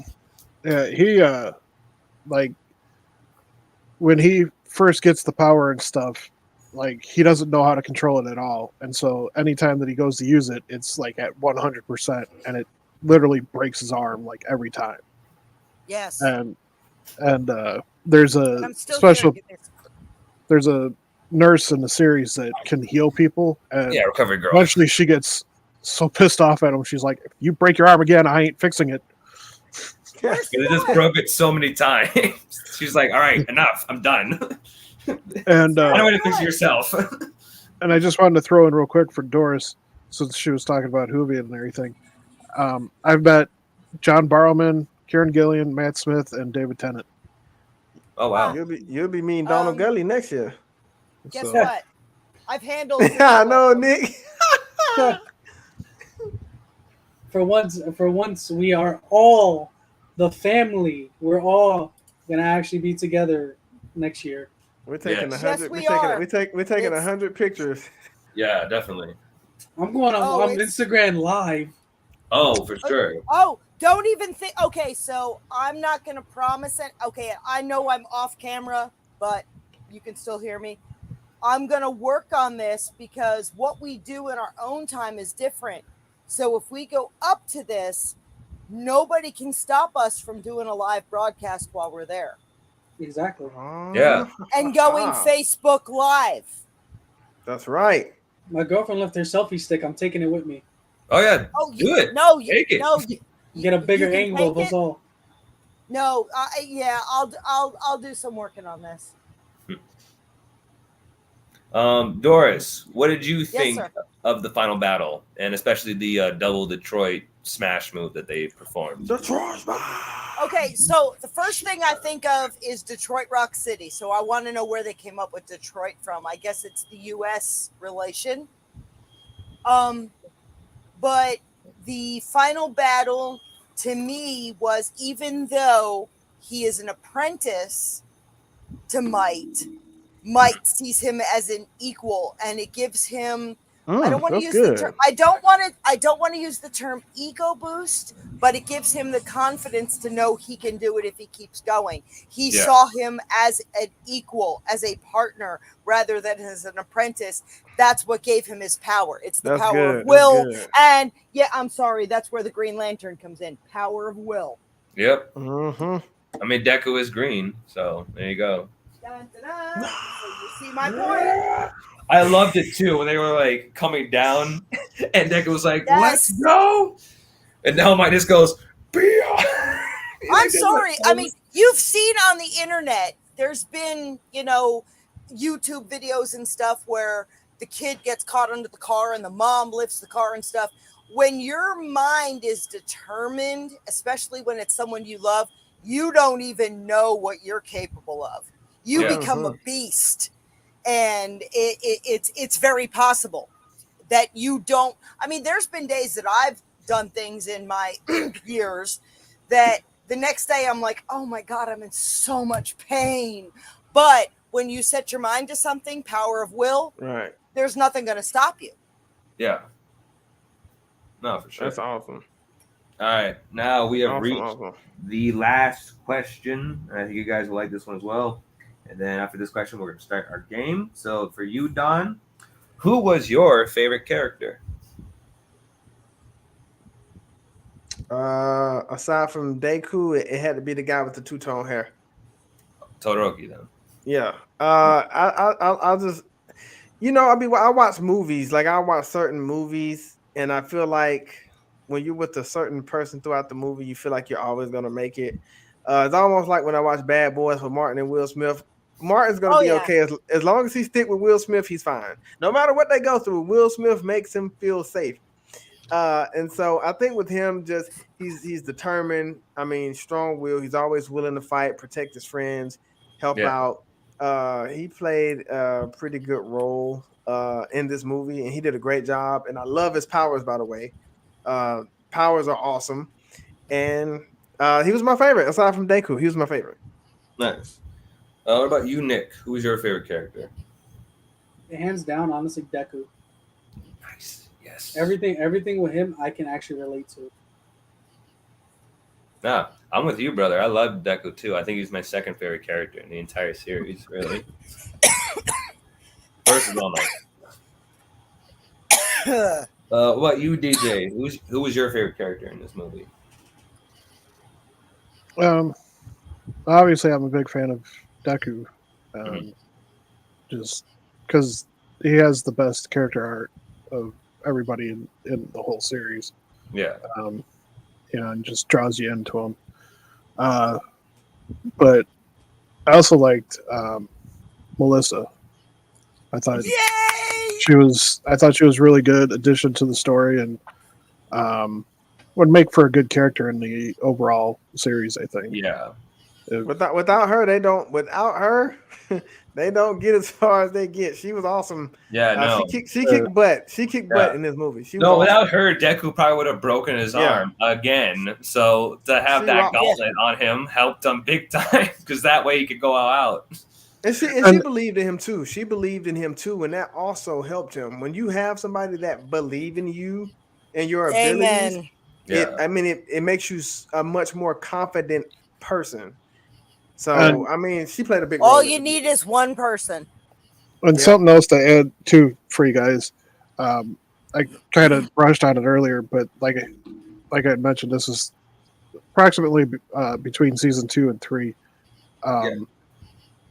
And the reason why I want to point that out is because during season 3 is when Deku finally starts to get a good handle on his abilities and figures out how to use them to their most effectiveness Yeah. without destroying his own body. Yeah. So he goes through a lot of trials with it. So that's why there's such an appreciation for the fact that he's able to do the Detroit Smash with All Might in this the way that he does. Because in the regular series, he could never do this. Yeah. No, he couldn't. So- Like literally just jumping off the ground, jumping towards somebody. Oh yeah. He'd literally break his legs. His legs would be done. Because that's how poorly he had his powers handled. I could do it once. Because One for All is just such a powerful, it's such a powerful quirk that it takes you like pretty much like years in order to like sustain it. Like for All Might, it was like that for him because I don't know, for some reason it just like worked out for him like that, where he could just handle everything that the power that was given to him by his teacher. Well, the name itself, One for All, Yeah, if you analyze it, it's a power that can be passed on. It's taking a risk. No, it's taking a risk. Oh, okay. Yeah. Well, I mean, that's the way I interpret it because it's one for all. It's the power knowing that you might fall flat on your damn face, but I'm going to use a Star Trek theme. The good of the many outweighs the good of the one. Yeah. Oh, okay. Doris, you're kicking butt tonight. Yeah. Sorry. Yeah, Doris kicking some major butt. I was a literature major, okay? That's so fine. I've been taught to analyze shit. Yeah, well, I like where you analyze. Good breakdown. Yeah. No, I like that too. Doris, I want to ask you now, who is your favorite character in the movie? Melissa.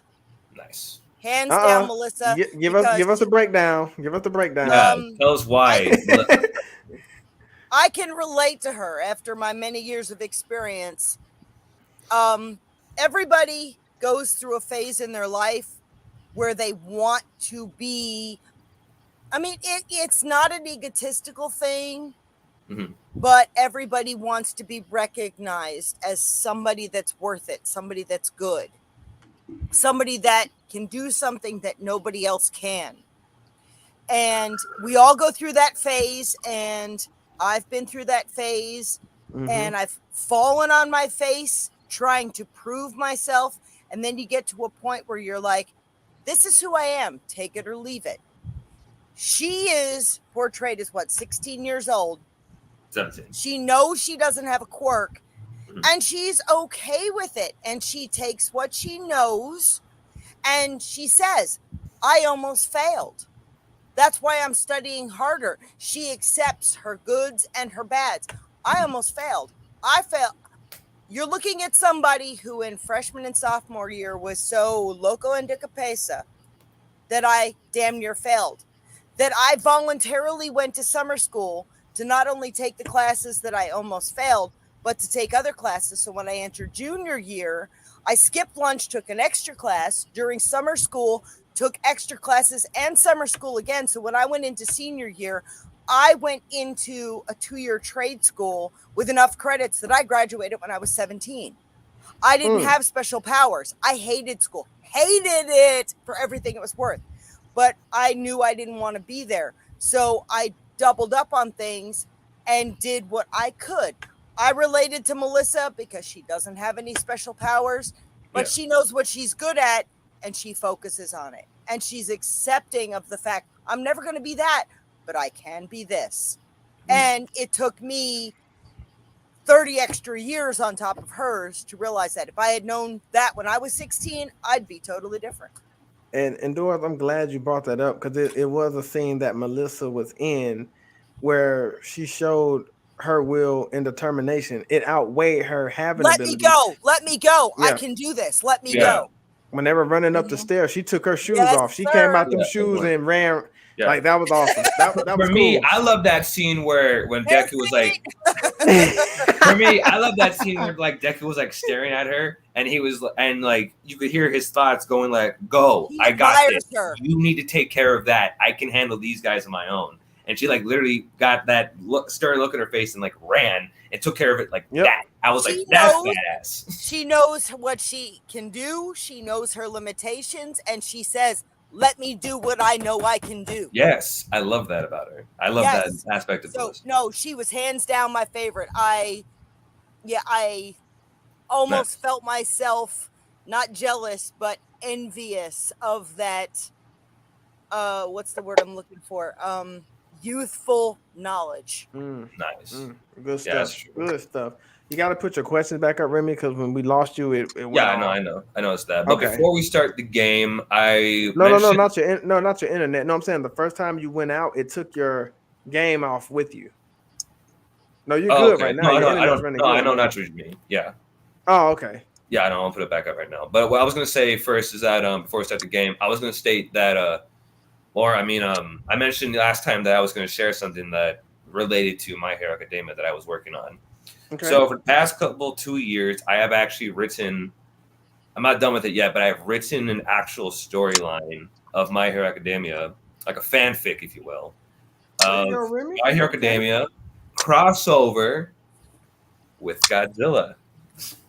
Okay. Godzilla. Yeah, Hello? no, not Godzilla, actual Godzilla, MonsterVerse. Godzilla showed up at the expo. Like what exactly? Like what happened was like what the storyline is that it's set in the My Hero Academia universe, but yet all of a sudden kaiju start appearing, and I actually have Godzilla part of a team, the Earth Defenders, like from Godzilla Unleashed. So I have them all kind of big, and like the first villains that show up in the series, my series, are the mutants. So you have Crystalac, Obsidius, Destroya, Biollante, the Titanosaurus, and Space Godzilla as the first set of villains. Ooh. And you actually kind of have I have it on the app Wattpad, so I can send you guys the link if you want, and you guys can Okay, check I want it. Yeah, by I'll check it out. yourself. I'm in the middle of I'm in the beginning of season 3 because I've already finished season 1 and season 2 of my story. And at the end of season 2, I have it where Deku actually fights Space Godzilla on his own, or manages to like take him, and he gets injured in the process, almost dies, but Godzilla actually manages to give him his DNA. So now Deku has Godzilla DNA in him.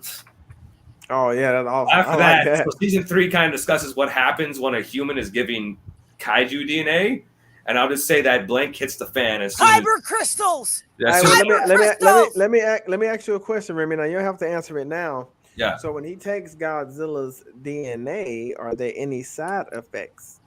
that Yes. could harm? Yes, Okay. there are. There are side effects. There's pluses and minuses too. I know that was a weird question, but I like the. No, that's fine. Because like I'll say it right now. Because one of the positives about Godzilla giving him his DNA is that we know that Godzilla has regenerative powers, right? That he can regenerate. Yeah. So because of that, that gives Deku the chance to actually use full force of his power without breaking any of his body, because he can just regenerate it again, like instantly. So he can just keep punching and keep using his attacks as long as he wants without worrying about breaking his body, because he has that DNA in him. That's good. That's good. The I like sad it, part Remy. is that human DNA and kaiju DNA don't really mix well, so it makes them a little bit more tangent to anger. And actually, well, I don't want to spoil it, but let's just say that he starts taking on more monsters. It's like a Jekyll and Hyde kind of thing, where Okay. Remy, you're writing scripts without me. you still have normal Deku, but then you have the more monstrous side underneath there, this hiding. So Remy's I just want to writing tell you guys about without that. me. So I'll try to remember to send the link to Wattpad, and then you guys can check it out if you want. I gotta keep writing season 3 though, because I've You been need to link up with Doris, Remy. He and I are like the conspiracy. yeah. No, and don't worry, Doris, Manda's in there too. Manda's a female as well. Momda. Yeah, Manda. Yeah, season 3 too that I'm writing right now. I'm actually planning to put in the Exilians from Final Wars and King Ghidorah as well. Yeah, Queen Ghidorah. Ghidorah. Queen Ghidorah actually appears in season 4 There's With, got to be a female. I mean, with Monster X as well. no, it would be Monster Y. Monster Y. Oh, all right then. So I have the. Come on, go with your scientific chromosomes here. All right, I think I have the thing pulled up. There we go.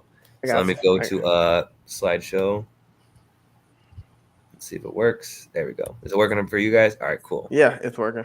All right, God, so you guys probably think since I'm we have enough people, we are going to do teams. So we have Don and DJ as a team, and we have Momthra and Nick Zilla as a team. Yeah, Nick, come on. So for this one, it works the same way as any true or false game. So there will be a statement, and you guys have to guess if that is actually a true fact about My Hero Academia or it's false. So Okay. let's begin. So first one. The first volume for the My Hero Academia manga, Japanese comic book, was first released in 2016. True or false? Oh my Doris, I'm gosh. leaning on you on this one. Are you asking, or is this first come, first serve, hit the buzzer? I'll ask Don and DJ first, and then you guys can go and come in. But you guys can all think at the same time right now about what do you think it is. I was gonna say you leaning towards true. Okay. I was leaning towards false, but I'm gonna agree with my partner. I'm gonna say true. Okay then. Doris and Nick, what do you guys think? True or Doris, false? I'm leaning on you.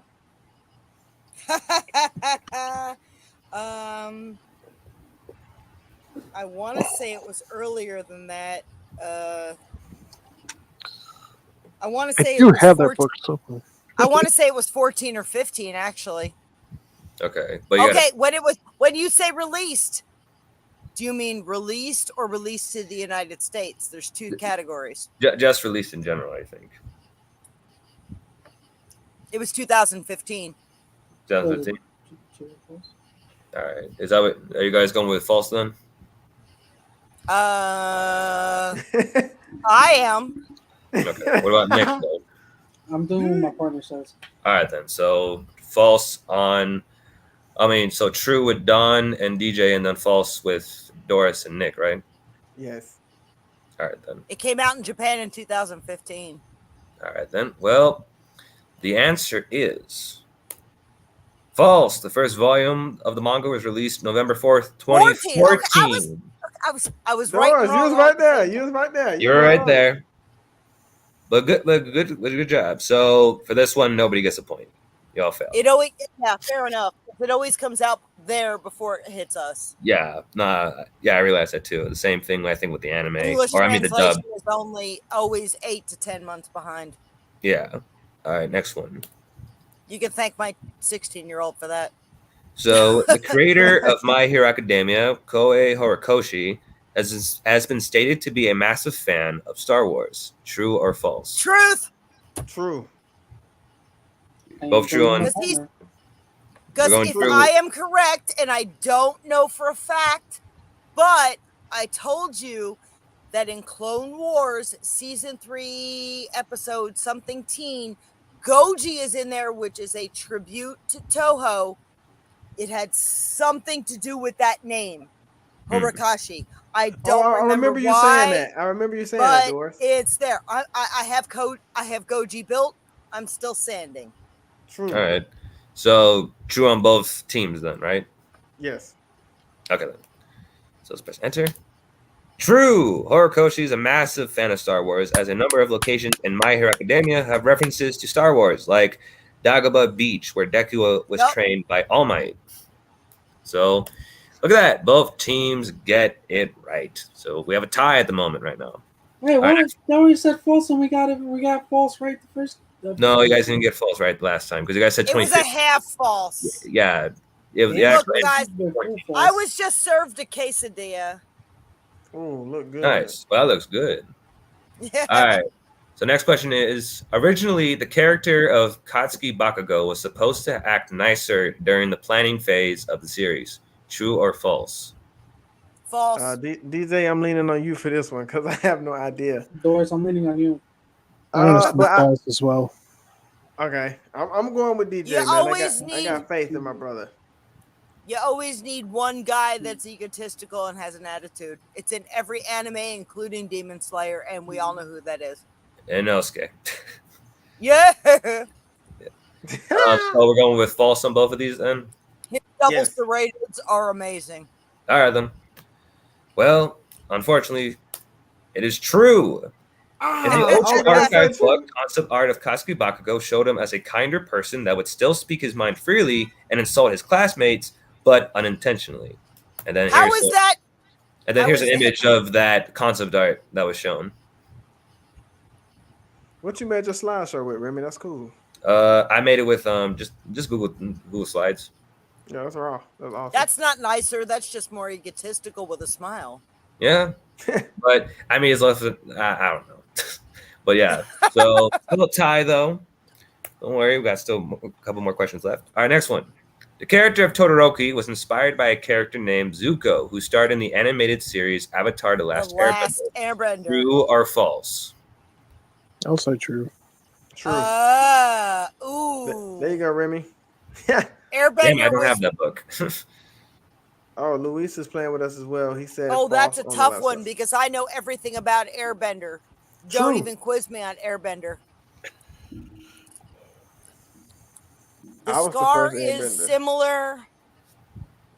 The attitude is not the same. Inspired. That's a tough one. I'm gonna go with true. Zuko True. goes good at the end. He realizes his His mistakes. the error in his ways. Yeah. I can't answer. Take it, Nick. Right? Nick said That's true. that's open ended. That's open ended. I'm gonna stick with true. All right then, True. and then Don and DJ, would you guys say false or It's true? true. No, we said true. Oh, you said True. true. Okay, my bad. No. All right then. So false. Despite what No, fans I said think- false, Remy. No. I said No. false. Despite what fans think, Horikoshi has stated openly that many of the traits shared between the two characters, such as their powers, designs, and backstories, are mere coincidences. Yeah. Well, that happens a lot. Yeah, there's going to be there's going to be parallels between characters in a lot of And different. this is going to sound like a total drop, and it's not meant to. But if anybody watching or listening is a fan of Airbender, I have a friend of mine that builds larger than life characters for cons. He goes by Brazen Monkey Productions. His name is John Marks. He started off many years ago building a true size toothless so you could be on the back of the dragon and have your picture taken on the dragon. Oh, that's And cool. when he takes the pictures, a major percent, more than 50%, goes to Make-A-Wish Foundation. He's done the Iron Giant where you're in the giant's hand. And the one he's building now, he's building Appa. Oh, that's right. I heard about that. So if you're an Airbender fan, look up Brazen Monkey and tell him I said hello, because I'm watching his build and I'm like, oh my God, this is going to be amazing. That's Okay, sorry. That's Sorry, awesome. had to- Clarify. No. All That's right, awesome. so then we still have a tie. Wow. All right, so next question. In beginning stages of the story, Izuku Midoriya, the main character of My Hero Academia, was supposed to be a salesman of superhero items named Jack Midoriya. True or false? I don't know. Think about it. No, I True. can't believe that. I can't. Okay, Japanese thinking what they think about us. I could see that. But I can't see him being a salesman for the superhero items because he had no idea what the scientists were building. Mhm. I have to say false on that one. Then that's just literally going on gut instinct. What you rolling with, DJ? I was thinking false too, but False? All right, then. I don't know. I'm So gonna you go guys- true. I'm gonna say true. You're going to say true, Don? Yeah, I have no I'm sup- idea. I want to know what this is. Do you agree as well, DJ? I'll go with them. Okay, then. So we have true for Don and DJ, and then we have false for Nick. Wait, Nick, are you agreeing with your partner, or do you have a different idea? I'm gonna stick with my partner. All right, I then. don't know much, so I'm gonna lean on Doris a lot. All right. So the answer is true. The very first concept chapter for My Hero had a protagonist named Jack Midoriya, but as Horikoshi continued writing, he changed the character into one we know in the series. Damn it, that on the original book. Okay, Lewis. Yeah, it is. Lewis, Actually. Hang on, wait. Hang on. if I have you an can image of it, find too. that, if you There. can find that and tag it on our page, I would Yes. really appreciate it. There's that Godzilla concept Nerds art. 1954. There's some concept art of it right now. What year? 1954. 1954. 54. Godzilla. That's Godzilla's year. Yeah. Yeah. No. He's I'm talking about talking where to My send it to Hero. us. No, he's talking where to send it to us. Godzilla Nerds Oh, okay, 1954. okay. Yeah. thank Oh, you. my bad, Doris. No. Yeah. Yeah, Lewis, like, thank you for that. And if you could post that, I'd DJ. appreciate it. Yeah. So Lewis is my friend, the one that I work with. Okay. Hi, Lewis. Oh, so he's you the one were that's to- telling you about My Hero all the time, right? Yes, he's Oh, one of okay. them. No, nice to meet you then, bro. So is he a tri-state boy? Eh, Eh? eh, What's eh? eh. He's a. Put it this way, he reads a lot of anime because he showed me every book he's bought. Manga. Manga. Yep. Yeah. Manga. But yeah, there's the some of the concept art that was of Jack Midoriya before he turned into Izuku Midoriya. And that's concept art that was never released? Actually, it was like a one shot that Horikoshi did, but then later on he changed like a lot of it, especially the main character. Because at first he was just gonna make him a salesman of like superhero items, like their posters and toys and stuff like that. But then later on, as he was writing, he changed it to make it more of like the kids at school, and so that eventually changed Izuku. I love concept art because you can Yeah. see where No, the the lines Bakugo go. one I showed you guys, that was concept art. This one actually did come out as like a one shot, like very like the first chapter, like chapter 0, but eventually like changed it all. Yeah, and look at what's her face in the bottom left corner. Yeah, her. Momo or I don't know if that's Momo. I don't know if that's her. but if it's concept art, it could be. Yeah, true. I know him though. Snipe. I Who know else? he, Well, Lady- yeah, the hair Lady gives it Midnight. away. that could be Midnight. Yeah, DJ could be right. That could be concept art with Yep. Midnight. But anyway, next one. The My Hero Academia manga is said to be in its last arc of the story. True or false? Man, that's false. Oh. Okay, yeah, well, just like Stranger Things, nobody wants to see that come to an end. So I don't even want to put an answer in on this. Well, you got to put an answer though. It's- Which, by the it's way, false. Munson. Mm-hmm. Evil Deku. Yeah, I call it Ebu Deku. But nah, you gotta either true or false. For your- Which one you want to go with, DJ? I'll go with what you said. False. Okay. All right, false then for you guys.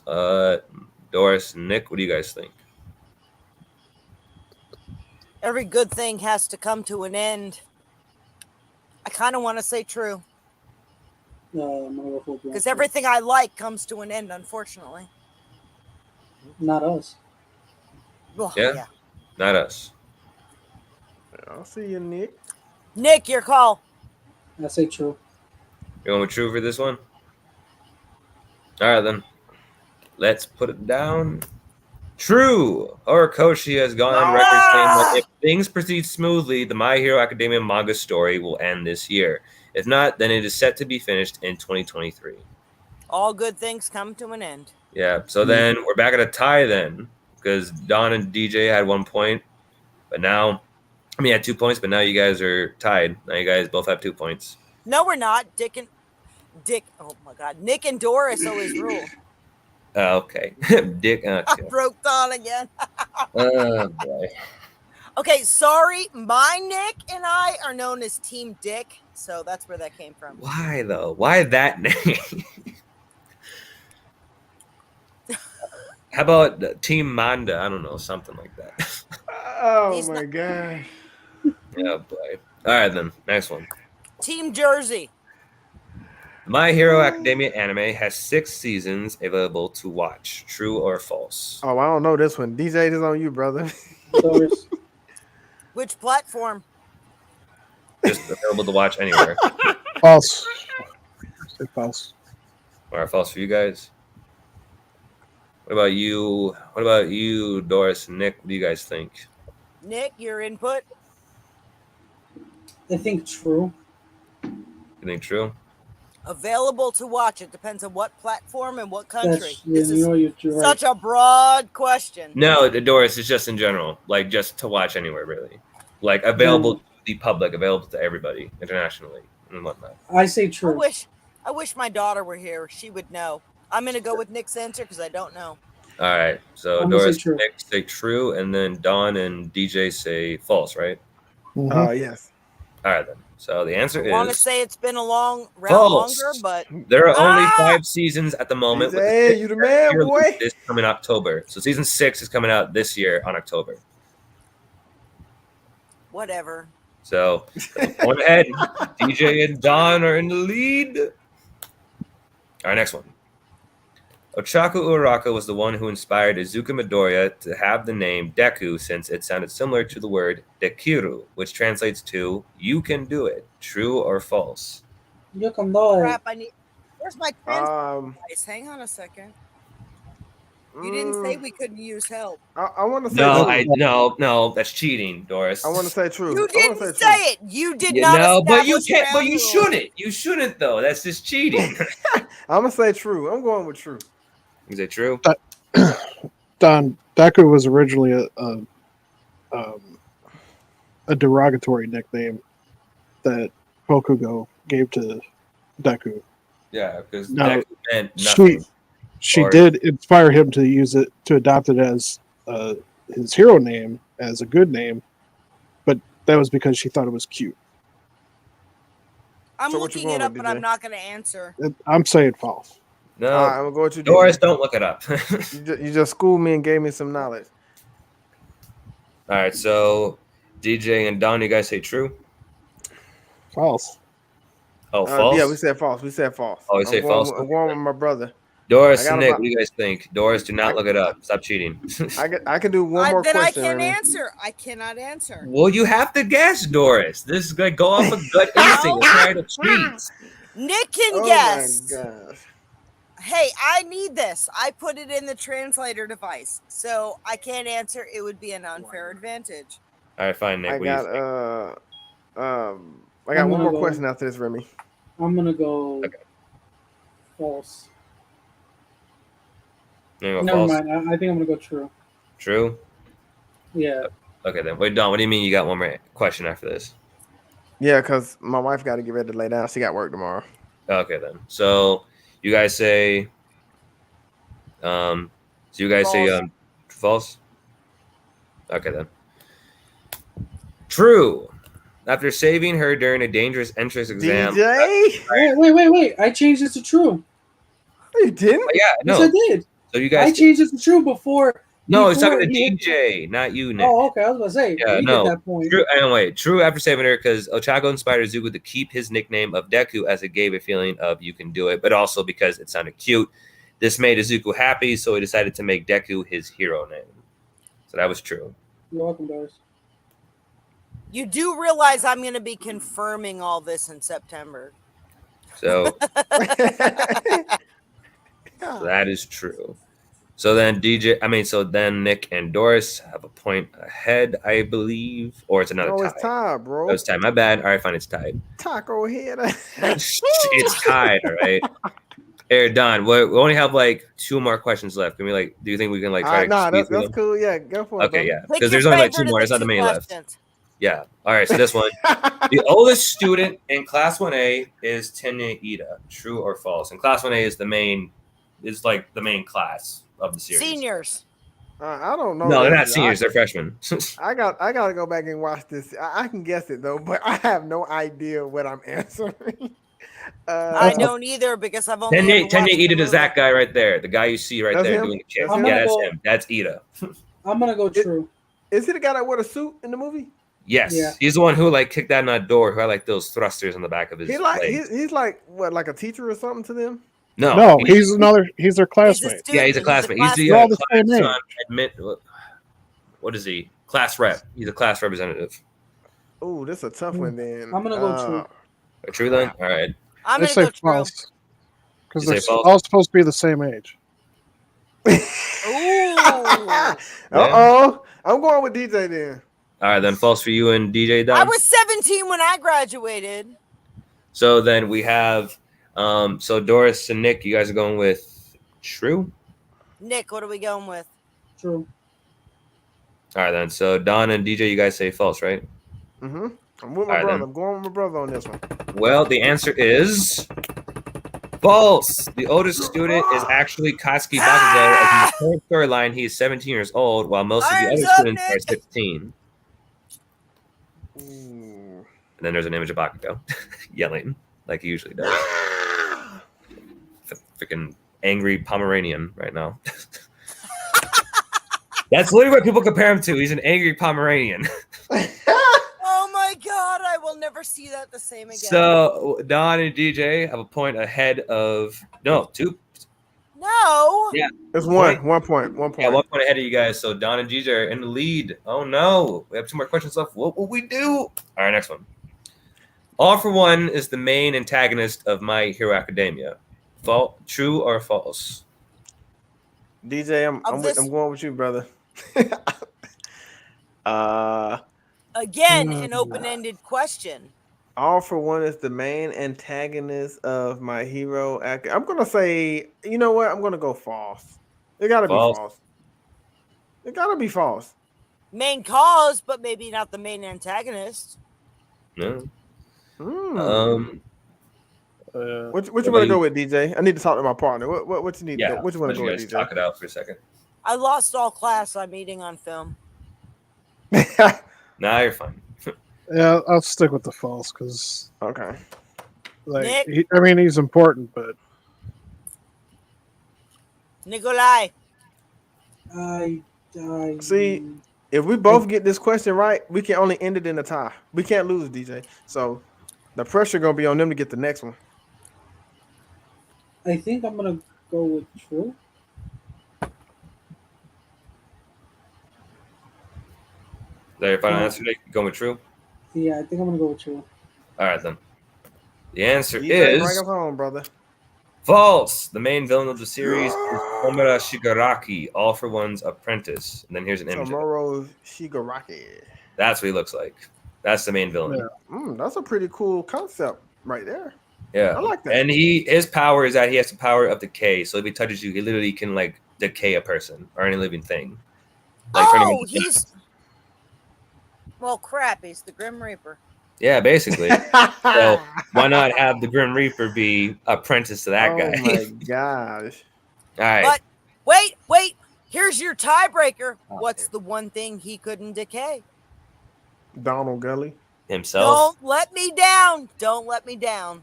I don't know. I don't know, Doris. I don't know, man. What is the one thing? One thing. I didn't say person. What's the one thing he could not decay? Faith. Don't go so deep. I don't know. I don't know. A Twinkie. Oh my god. Haven't you guys ever seen? Come on. I don't know. All right, next one. My Hero Academia has a spin-off manga series called My Hero Academia Vigilantes. True or false? true. True. I'm going with DJ. DJ No got clue. True. we My finna friend. get- I think my friend said it to me once. You guys going with true then?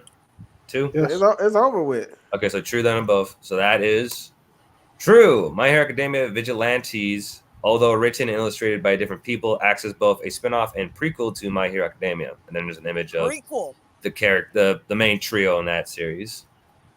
And I've actually read the series; it's actually really good, and it already ended too. It was pretty short. All right, so last question. So that we're about it. We won. You got. Yeah, We're 2 Well, we'll points ahead. see. You guys are 2 points ahead. we're 2 points ahead. All right, then we will see. So this is the last one. Will it be Yeah, you guys are gonna love it. Well, let's see. My Hero Academia has had 3 movies added to the series, with the second installment, My Hero Academia Heroes Rising, as the franchise's highest-grossing movie. True or false? The part about the highest-grossing part.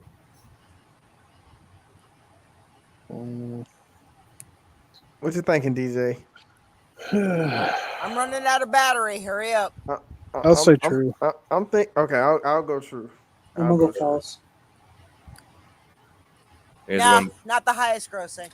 All right, false then. All right, the answer is drum roll, please. The answer is false. The third movie, My Hero Academia: World Heroes Mission, is the highest-grossing movie in the franchise. Internationally, the movie made $35,790,488 on its opening weekend, surpassing both previous movies. And then here's an image of that third movie. Oh wow! And what's funny is that I actually saw, or what's cool actually is I saw that third movie in theaters because I didn't have a chance to watch the second or the first movie in theaters. So that was my first My Hero Academia movie in theaters, and it was really cool because it was surrounded by a bunch of fans, so it was a fun experience for me. Other than that, the winners are Don and DJ. Thank you. Thank you. DJ Discos, thank you. We executed the game plan, and we did what we needed to do tonight. DJ was a team player. We went 100%. We executed the game plan. We played great defense tonight. It was a solid performance. Oh, her battery died. Okay, so I'll go ahead and announce Doris's movie. First and foremost, everybody who watched us, we thank you guys for supporting us tonight. We had fun. Remy, you did a great job asking questions. Your game was awesome. So you did a great job tonight, brother. I got to give you your props on that. No, it was really fun. Yeah, hearing about you, like hearing your guys' first experience, most of your guys' experience with My Hero Academia for the first time. So I'm glad you guys really enjoyed it. Yeah, so that was awesome. You did a great job, and I love making sure I tell you guys you're doing a good job. So great job tonight, Remy. Nick, you did a great job participating. Same for you, DJ. Doris, you kicked butt tonight. I know your battery died, but hold on, wait a minute. I don't know which one she's talking about. Yeah, send a pic. Yeah. Is she referring to like the new Monster Hunter movie? There must be. That's the only one I know. I'm not sure. I knew it. Yep, that one. Which one is Monster Hunter, not Monster Hunters. Yeah. It's Hunter. Okay. So next week, next Thursday, we will be doing a movie review on Monster Hunter. So this should be another fun podcast night. Also, Monday we'll be back for another night of game night, which was super fun. So you want to also catch us Monday as well. But once again, we thank you guys for tuning in, watching us, supporting us.